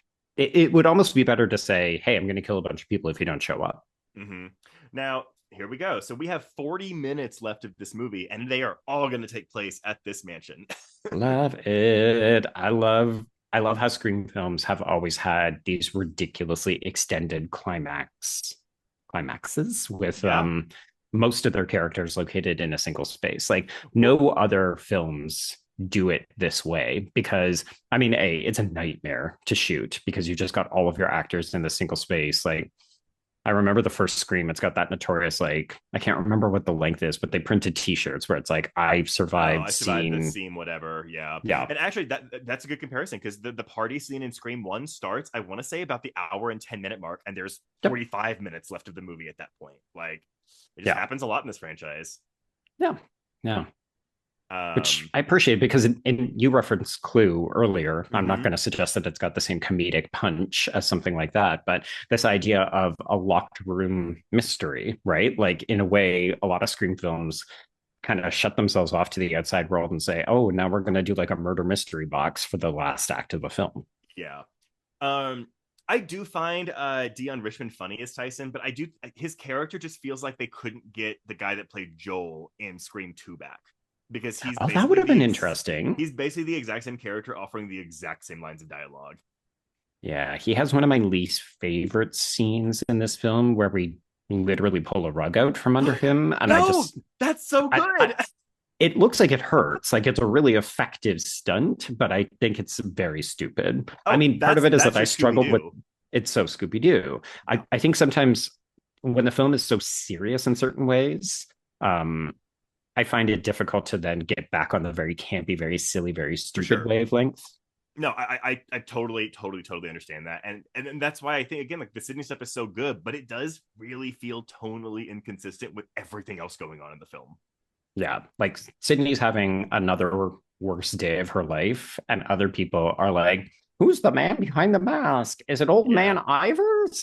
and, we get to see a lot of this mansion. I do wish we had Mhm. more of it. Like, we get secret passages, and I'm like, okay, like find a map or something. I really want to see what because this also is very Clue.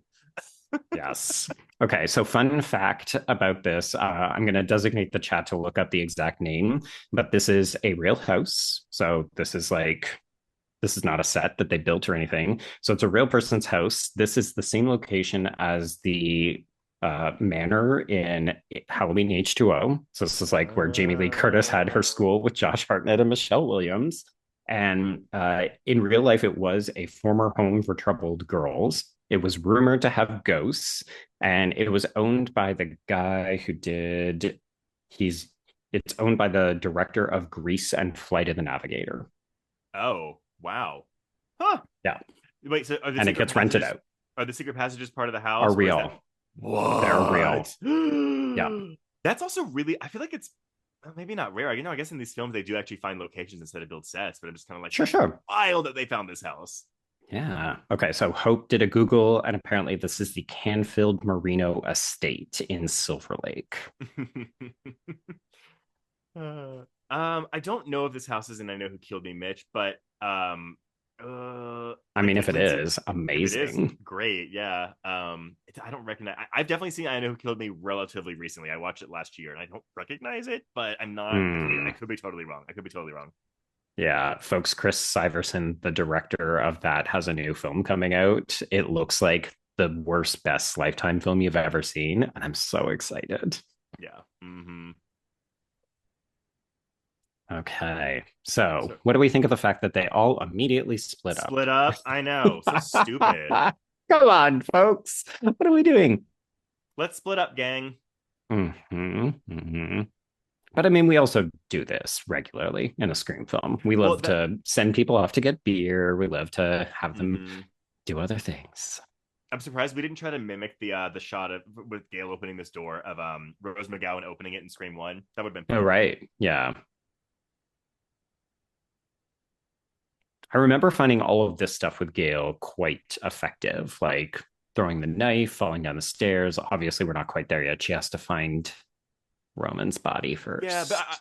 I do think though in these moments I do think you actually because I mean we're wrapping up well not soon but Yeah, eventually I do think that Gail is an expendable character in this point like you feel like she oh could yeah, die here so absolutely. Yeah. I think after the second film, I've gone into every single Scream film thinking worried she the might die most for yeah Gail because she seems like the most obvious character to kill.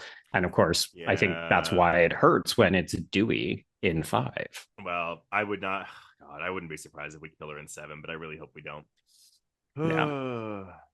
Okay, so that was Gail checking Roman's pulse right then. If you missed Note it, did you yeah blink? noted medical professional Gail Weathers checking that pulse. It's true. Yeah. So I I I think like that it's they're one of those holding things where sorry I think they're holding hands I think that's really cute. yeah, because they're at the point where they realize, oh, it's life or death. And Angeline is like, girl tough, which again would play so well if she was the killer, right? Because she's like, no, Yeah. let me lead you to your deaths and so on. This is her best moment in the film. Like this Oh is a yeah. great and Parker Posey's face is so good. Mm-hmm. Yeah. I mean, Second rate celebrities. how dare you call me a second-rate celebrity? How dare you? Oh, wait, right. We're still about to be murdered. Never mind. hmm And again, this is a weak sauce death too. Oh, it's so bad.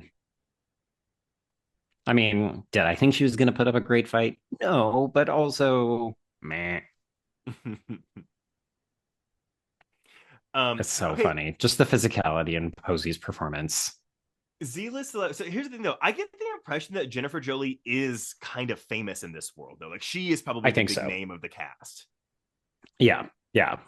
Because everybody else is meant to be new novel starlets and so on. And then I get the impression that Jennifer Jolie is either had a couple of bigger roles or she's the one on the ascendancy. It's like her and Sarah Darling, except Sarah Darling's on the decline. Yeah. Ooh, And once see, okay, again, see, I do like this though. You know, we have Jennifer Jolie saying, "We're safe if we stay together," right? Immediately into Ghostface. That's a good subversion. yeah. I think that's a really, really, really smart idea. Of course, we split them up immediately because we have to, but Well, and what's interesting is like the number of times that people say, okay, so don't split up, but then also if Ghostface does attack you, everybody try to go for it. And here we had four people in a room and they still couldn't do it because ultimately people will just choose to sacrifice others and save themselves. oh, this 80-yard line of dialogue, oh, you Oh, you motherfucker. motherfucker. Oh, here we go. Yeah. Oh It's man. just so Scooby-Doo to me, even though it Oh really yeah. does look painful. This is good. This is good Yeah. stuff. He should be cut the fuck up, Yeah.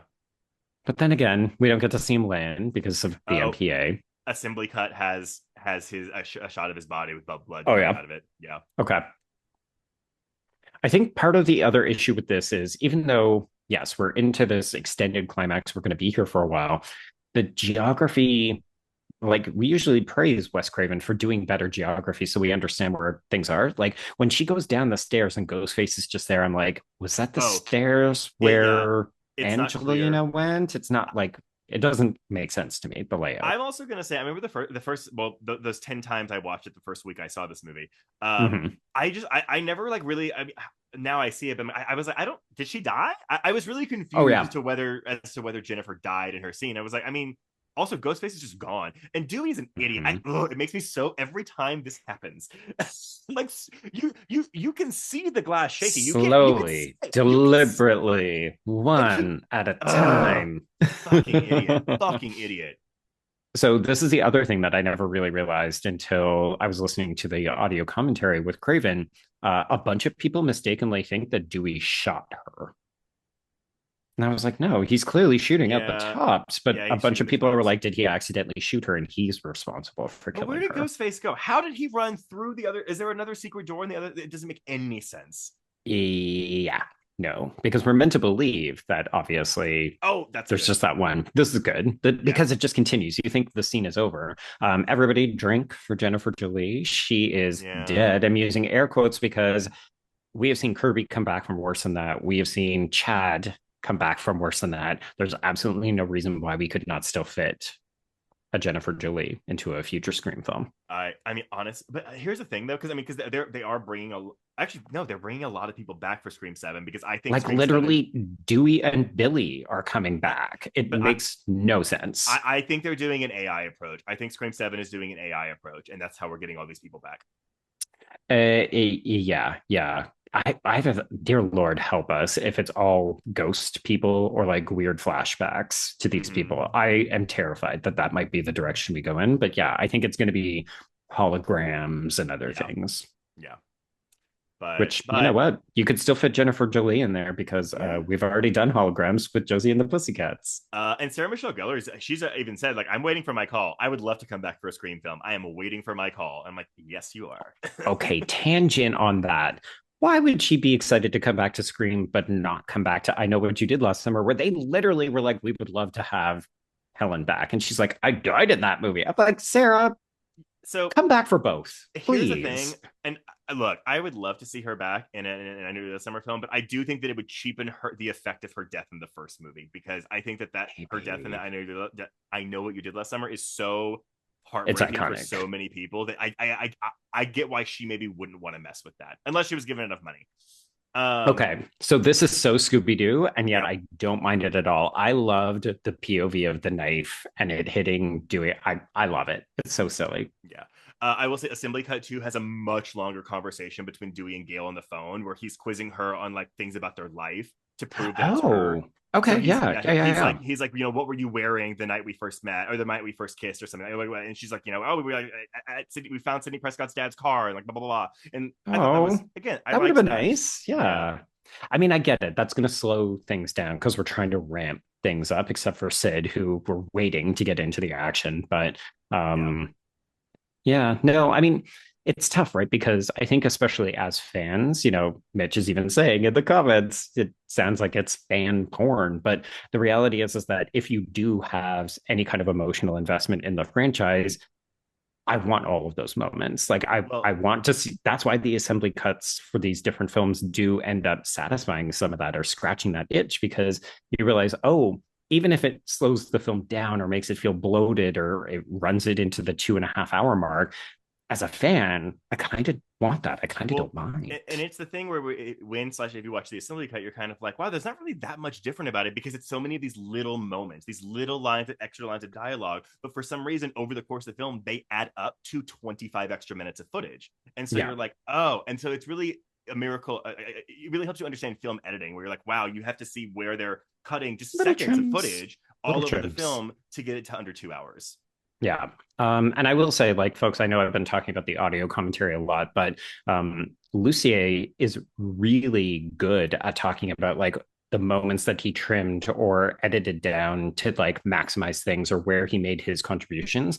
Just because I think we so often give a lot of credit to Williamson for writing and then also Craven for directing, but like the editing of a screen film, especially so that it doesn't feel like a fucking 2 hour, oh God, get me out of here. Like you need strategic cuts to keep this thing flowing. Mm-hmm. Yeah. Also, yes, hard to grade all these promo shots of Sydney. One of my favorite movie flubs, or I guess movie things, is when we see a character from a previous film and it's clearly a publicity still I from the love it. previous film. Love it. It's so silly where you're just like, did they think they're fooling us with this? Like, Yeah. that is a Nev Campbell headshot from like an earlier day or Oh, something, or like and taken on the set of Scream 1. and to bring it back to I Know You Last Summer, it's always Sarah Michelle Gellar on that fucking float. Yes. Yeah. It's like Helen Shivers only posts for one photo in her entire time. It's like, Yeah. bitch, we all know Helen Shivers. She was fucking doing fashion photo shoots along the main drag all the time.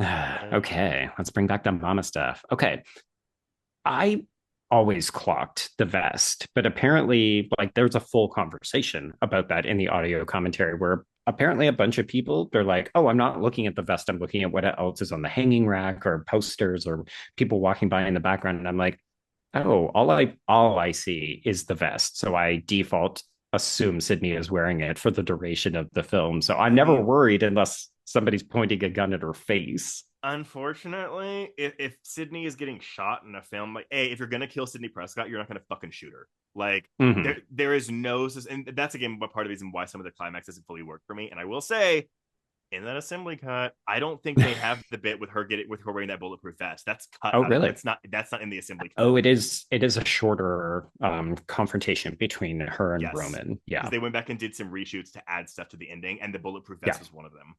Okay. Yeah. It'll be interesting to see because I've not watched that part of the assembly cut. I think I watched like the early parts of it. Like I Yeah, really wanted to see what the Cotton Weary opening differences were because I heard yeah. that those were the most sort of substantial. But yeah, they definitely say, oh, the first time we watched it with our original cut, the climax is like Sydney beats the shit out of Roman and then Mm-hmm. she kills him. Yeah, It's like, it's oh, very okay, we quick. needed to make it a little bit more, I mean, we rat still tat have tat. a lot of their dialogue is intact. It's just like the Mhm. fighting is shorter. And Right. truthfully, I'm okay with it because I don't love the bulletproof vest stuff. So it is what it is. It's fine. I just default assume everybody's wearing one of those in these Yeah, films. exactly. Like if you were But smart, wouldn't you go into every single one of these films and be like, dead people are going to be here. I'm going to wear protection. hmm I do love the trick she tries to pull with the Mhm. guns. I'm sorry, like she does actually because she has She flamethrowers. does. Double Mm-hmm. gun. Yeah, double gun. Yeah.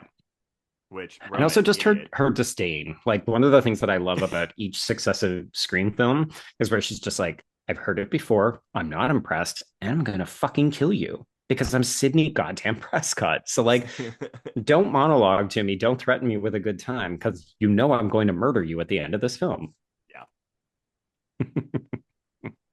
Oh boy. And okay, why doesn't Roman just kill Gale and Dewey? Like I get that they're bait, but like there's no reason that he would let them live at this point. There isn't. The default response that I have is that he does not care about them. Like they are a means to an end. Now that Sydney is here, nobody else matters. It's just the Sydney game. Yeah. Well.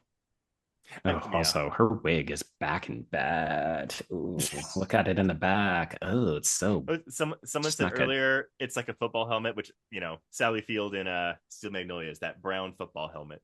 Jesus Christ. Love this. Yeah, this. It's your turn to scream, asshole. Not my favorite line, but it's fine. It's just we got to say the title of the movie. Oh my God, Leo, point. Well, but it's just like, yeah, it's like Ghostface has never like been like, I want to hear you scream. I want to. Like, there's no reason for Sydney to like what? No, like infamously, Ghostface is a bigger piece of shit who's like breaking out the medical dictionary, like, I want to hear what it sounds like when the knife scrapes your bones. Never be so pedantic as to say, I just want to hear you scream. So another fun assembly cut that I get why they cut it, but basically when Dewey is untying Gail, it sounds like sex. She's like, "Come on, faster, faster, faster! Get it a little to the left, a little to the left," and you're kind of like, "Oh, this is really funny," but it does not work like in the context of this scene. Is it like you're not seeing them and you're just hearing it and you're thinking, like, yeah, exactly. Are they fucking? But he makes a comment where he's kind of like, "Oh, this reminds me of our relationship or of our marriage or something." I mean, you know what? Good for those two. Good for those two. Okay, so all of the stuff with Kincaid from this moment forward, all added after the fact because they liked what Patrick Dempsey was doing. Kincaid was not supposed to be in any of these scenes. Well, which is why. Yeah, it is. I mean, I like that he's here, but it really doesn't make any sense that he would have come without his partner. It really does not. No, like it's a tricky thing, right? Where you almost need a line of dialogue that says, "Oh, he's investigating some other murder. They found another body," or, But again, I think still meant to be a red herring, right? Because we default assume there's two killers. Yeah. Also, got to say that Gail's "shoot the fucker" is something I think I say at least once a day. Like once a day, I say "shoot the fucker," but like "shoot the fucker." I'm just imagining Trace out at the dog park, like, "shoot the fucker." In this economy? No. I'm just like, I'm a photographer, I promise. Right, yeah. Yeah. Okay, so we're back to trapdoors and secret things. So this was made for the production. This, like, I love these kinds of things. And apparently so did Courtney Cox because she bought this for her house afterwards. Oh, that's awesome. I love this bookcase. And also, I'm going to give everybody the heads up. There is a blink and you'll miss it moment. Keep an eye out when Gail and Dewey are like rifling through to like try to open this up to get in and help Sid. There's a moment where you can see David Arquette like whips a book really aggressively off the shelf and it fully like smacks Courtney Cox in the face. And she looks so mad that they were going to take it out of the film because they were like, oh, we can clock. That's a fucking Courtney Cox reaction. That's not a Gil Weathers. And then they tried it with another cut and it didn't work. And apparently Cox was like, no, keep it in because I look more frustrated and mad. Yeah, that's good. I like that. Also, Roman in this fucking sheet. He loves it. You know what? He's one of those like I spend $100 on it, so if I wear it twice, it's like $50 each time. So this is a film prop. The studio paid for this. Maybe he's really sticking it to the studio. Yeah. Well, I mean, he's gonna bring up Milton in a moment and be like, "Hey, head of the studio, fuck you." Mm-hmm. He's clearly a petty bitch. Also, did everybody drink for your Maureen Prescott video in the background? Drink for Maureen. I love that he's like filming Maureen too when she's like getting ready for one of her sex dates. Mm-hmm. Yeah, like the ick level is off the charts for how we treated this poor woman. And yet all of these successive films are just like, oh yeah, she was a slut. She totally deserved to die. And you're just like, I don't know. I kind of think it's all the shitty men. Yeah.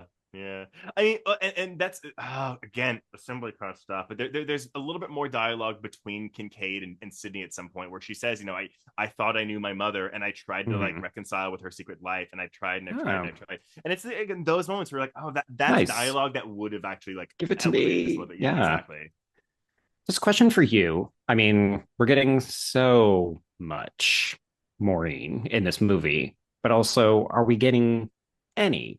Like, do we feel like Maureen is an actual character, or is Mm, it just about her relationship, like with regard to who Sydney has ultimately become? And I guess Roman with this I reveal. guess.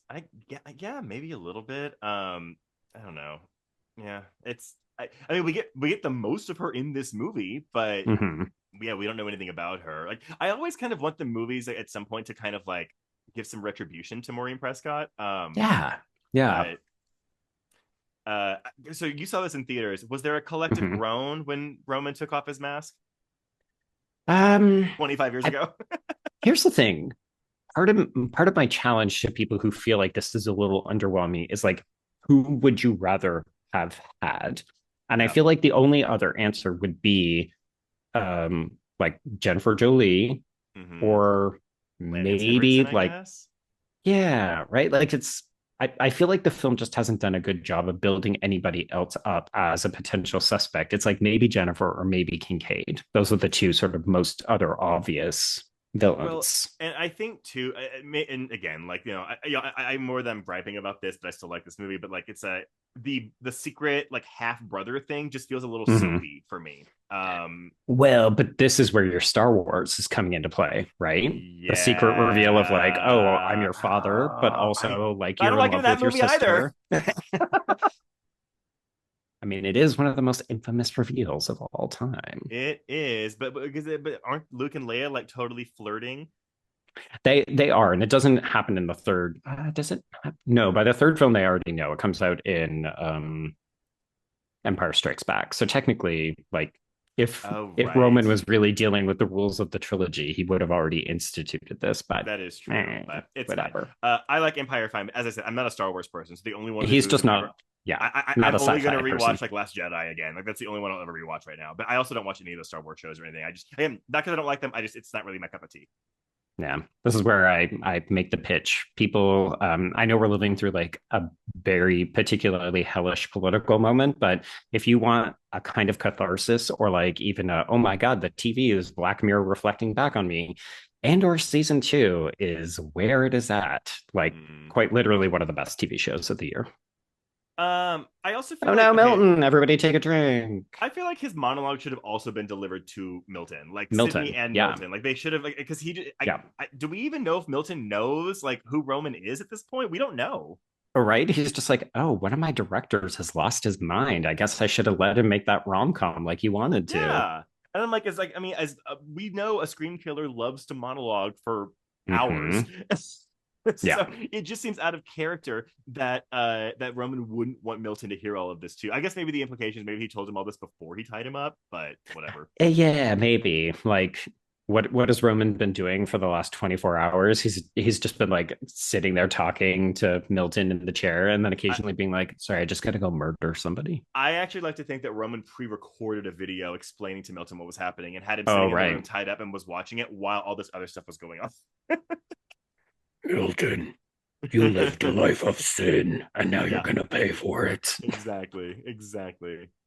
Okay, I do so like how folks, all of scrappy it. this that you're seeing, this was like basically Sydney just beating the ever loving shit out of Roman, like bam, bam, bam, I, him getting I no licks in, and then it's like she kills him. I do love how scrappy this is. This is great. Yeah, Yeah. yeah. We basically cut from like this to where she's behind the bar and she stabs him with the ice pick in the shoulder. We cut from this to that Okay. basically. Everybody ready? Keep an eye out. Okay, Gail's about to get this book in the face. I'm so excited. Oh my god. This is scrappy though. You're right. Yeah, I I love it. love this. See, this is editing where you're like, wait, where's it gonna happen? Where's it gonna happen? Yeah. Also, sidebar, we may have already missed it because I think all the books Oh, are already off the shelf. So fucking my suck. apologies. Well, that's fine. So hopefully someone caught this book flying on. Oh, there we go. Right there. Oh, I see it. Yes. Yes, Mitch, why don't you take some fucking responsibility? It's a classic kind of quintessential Sydney line, right? Like I love how she just doesn't give a shit about what these killers have to say because it I'm not going to say that Scream films are inherently like super, super feminist. We just see conversation about Maureen, but the Right. way it treats Sydney's agency against particularly male killers, like this and Five, are incredibly satisfying, where she's just like, shut the fuck up. I don't want to hear it. Ooh, there's a moment in 4 whenever she walks into Olivia's room after she's been like had her intestines splattered all over the room, and he Mhm. calls her and she answers the phone just like, what? Yeah. Like she's so So exasperated. exasperated. I'm so done with this shit. Which I do love. As like a survivor of all of this, it would be Mhm. so this feels like it could be leading up to a Kincaid reveal, right? Yeah. Comes Oh, in, oh, he's all beaten up because like he's the secret partner. Yeah. he's the secret Which, partner. But truthfully, instead, this is it. it would make sense to have a partner in the police force, but I just like, Yeah. would I like this if Kincaid was revealed to be a secret killer? Not really. No. Unless Patrick Dempsey got to camp it up. But the problem is the partner never gets that moment. It's always the main killer. This is true. Yeah. Okay. So this is meant to be shocking and scary, except of course, if you clock the vest, then you Dude, know. none of this is like, yeah, this is just. But yes, This is not work for me. necromantic. I agree. Dempsey was not the knight in shining armor, which again feels very Scream, right? Like you're going to send somebody in thinking that they're going to save Sydney. She doesn't need saving. She'll save herself. And people have asked this a lot already in this chat we're in right now. But like, why doesn't Roman shoot her in the head? Like, It's a good question. like there is no reason he would not shoot her in the head. But also vice versa. Like when Yeah, she was for shooting sure. Ghostface when she was trying to rescue Gail and Dewey there, I was just like, Sid, own rules, ma'am. Like shoot him in the head, be done with it. And again, I like the reveal where it's like, oh look, she's not there. She's pulling a ghost face, but it just Mhm. the circumstances leading to this are not satisfying. I think it's fine. I don't mind it. And also I love the opportunity to watch Roman throw a like frankly It's a Billy little fit. gay it's a gay boy sissy fit, right? Yeah, I mean, it's what Billy does whenever Sid gets away. I mean, give me the prequel series. Like we're getting this Camp Crystal Lake with Pamela Voorhees coming soon. Sigh rip for the non-Brian Fuller version of it. I will never forgive and I will never forget. But would I take a limited series Scream prequel where it's like Roman putting this all in place, getting Stu and Billy on board with it, Uh-huh.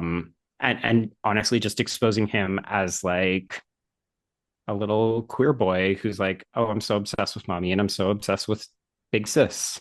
Yeah. Yeah. Yeah, I would. You're a fucking idiot, Roman. It's so stupid. Yeah.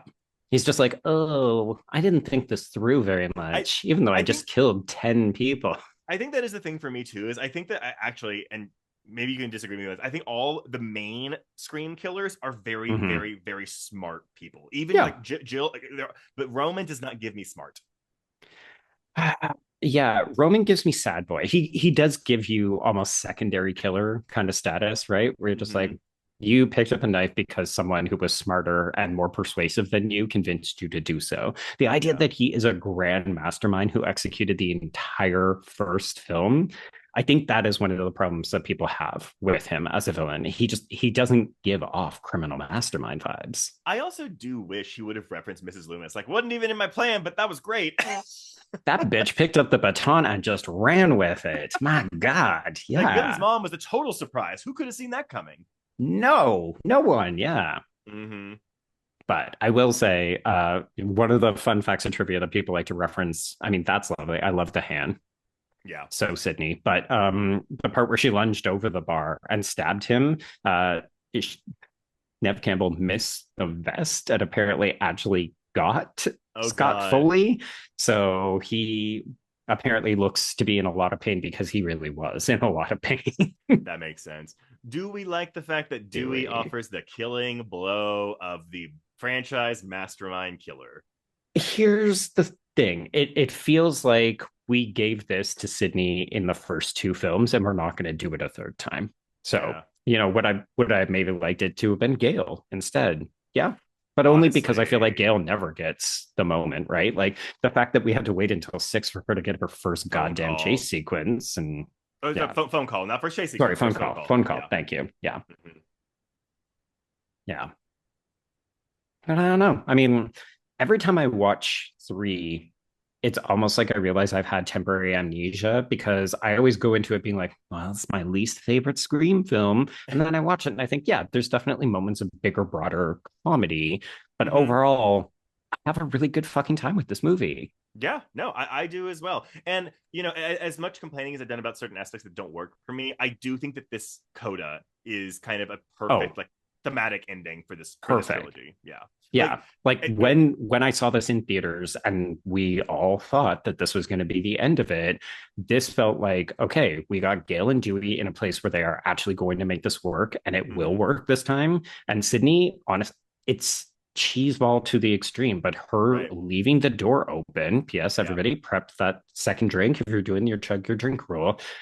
I I disagree, John, in the chat. I think that this ending, Yeah. or maybe they were talking about the confrontation with Roman, but I think No. everything about this kind of coda, I love it. I think it It's all works. I think it communicates so much with no dialogue at all. And it really kind of lets you know she's going to be okay. Sydney is going to be okay. And again, Right. for 11 years, this was the ending of the franchise. Yeah. Yeah. The idea that we were ever going to get a four was not something that people were even talking about. Like it felt No. like Wes was done, Cox was done, Campbell was done. I have a Yeah. feeling that feeling that David Arquette will come back to as many Scream films as they will possibly have him. Although Yeah. he did say that he wanted someone to come in and just kill everybody in this final scene. He was Yeah. apparently very mad that Craven would not take that under consideration. Also, yes, Jill is my favorite Ghostface as well. I have a strong love for four, but I think it also just because Yeah. like four was probably the most important film in the franchise for me as a viewer since I saw It one hits through at the three. time for you. Yeah, it's just where I was with the franchise. I didn't get to see one through three in theaters when they came out, and so 4 was Mhm. like such a big deal. And I mean, again, like one of the first requels of this generation. Of course, we can always trace that back to like Psycho 2, but I mean, for modern True. readers. The underslept slasher sequel, Psycho Mhm. 2. Yeah. Yeah, Psycho 2 rules. If you haven't seen it, Psycho 2 is amazing. Okay, question from the chat. Who is our least favorite killer? For me, that's probably Charlie Charlie. from Scream 4. If only because I feel like he just doesn't get anything to do. Like Jill eats all of the oxygen in that film to the point where sometimes I think maybe Jill should have been the solo Ghostface because she looks like she's killing it. Haha. But That's actually literally. that's similar how I feel about Amber in 5. I like Mikey Madison, but I don't think that character gets anything to do. And I like her confrontation with Gail and Sydney, but as a second killer, I wanted more from her. Yeah. More screen time, I guess. Like, her performance is great. Also, Oh, it's chug great. your drink. Chug your drink. Yay. Oh, wait a second. Wait a second. Everybody chug your drinks. Yes. Yeah. Here's the thing. We get talking and all of a sudden it's so easy to just miss everything because you realize, oh, I'll talk about these movies for hours on end. Absolutely. And Mitch, I agree with you. Amber is a great commentary on parasocial relationships. I just don't think the film gives her the screen time to really make that hammer in. Like that character deserves more for me. We're trying to do a lot with a very limited amount, and I think part of the problem is that we really want to spend all of our time on Richie because he's so vital to Sid's relationship, right? Like Amber is the commentary that film is contributing to our culture, but Richie is the sort of emotional, like, oh, where's Sydney at kind of deal. Yeah, for sure. Yeah. One of my favorite things of the Scream franchise is that we do the picture credits with the cast. I wish all movies did this, to be honest. Honestly, I mean, the funniest thing is the pictures that they choose because I think some of them are so on point, and then others I just go, who okayed this? Because why? But it's always fun. Yeah, Jenny McCarthy getting zero options to pick from. So I always think Parker Posey gets a good one. I always I like it when they do their deaths. Great smile. That's more of like a cheeky bit, but like I like it when they do their deaths. Not But yeah, everyone. That is Scream 3. Thank you for listening. Any questions or comments before we officially wrap this up? Oh my god, the 7th film should be set in space. The Scream 4 audio commentary. Maybe next year. You never know. It's true. We do have a tendency to revisit these films, so never say never. 4 is also a good one with an alternate. That fan cut is very fun to watch. This is true. Yes, if you enjoyed us talking nonstop about the assembly cut for this film, There's plenty more in number 4. There absolutely are. The yes, assembly there's- cut for 4 is fucking wild. The notes on that one is like Blair Witch 2 kind of levels of you did what? Okay. Yeah. It- Wild is that- decision making all over the place. they reinsert a lot of scenes that were cut out and the alternate scenes as well, and I do think it makes it a better movie. I mean, a film that I rate 4.5 stars already. It's like, good, but it also got hacked the fuck up, so makes sense. yeah. Okay, well, thank you, Mitch, and Soho Horror Pride for inviting us to come back again. It's always a good time. So. Yes. Thank you so much, Soho Horror Fest. This has been, again, a real treat to get to experience this with all of you. Mm-hmm. No, thank you so much. So always. One day you'll come over to London and we'll do this in person. That is so fun. Yeah, so it will fun. be. You never know. Like, this is the second time out. We're already anticipating our 10-year anniversary in a couple of years' time. So Oh, amazing. maybe we'll line something up, and put a little shindig together. Yeah. Fantastic. Shots. Oh my god. Yeah. I won't, Oh my God. I'll do shots on this. I will die, especially with that Yeah. Maureen trick. Oh my god. The Maureen was devastating. Yeah. All right, everyone. Well, I think until next time, we can cross out Scream 3. And cross out horror queers.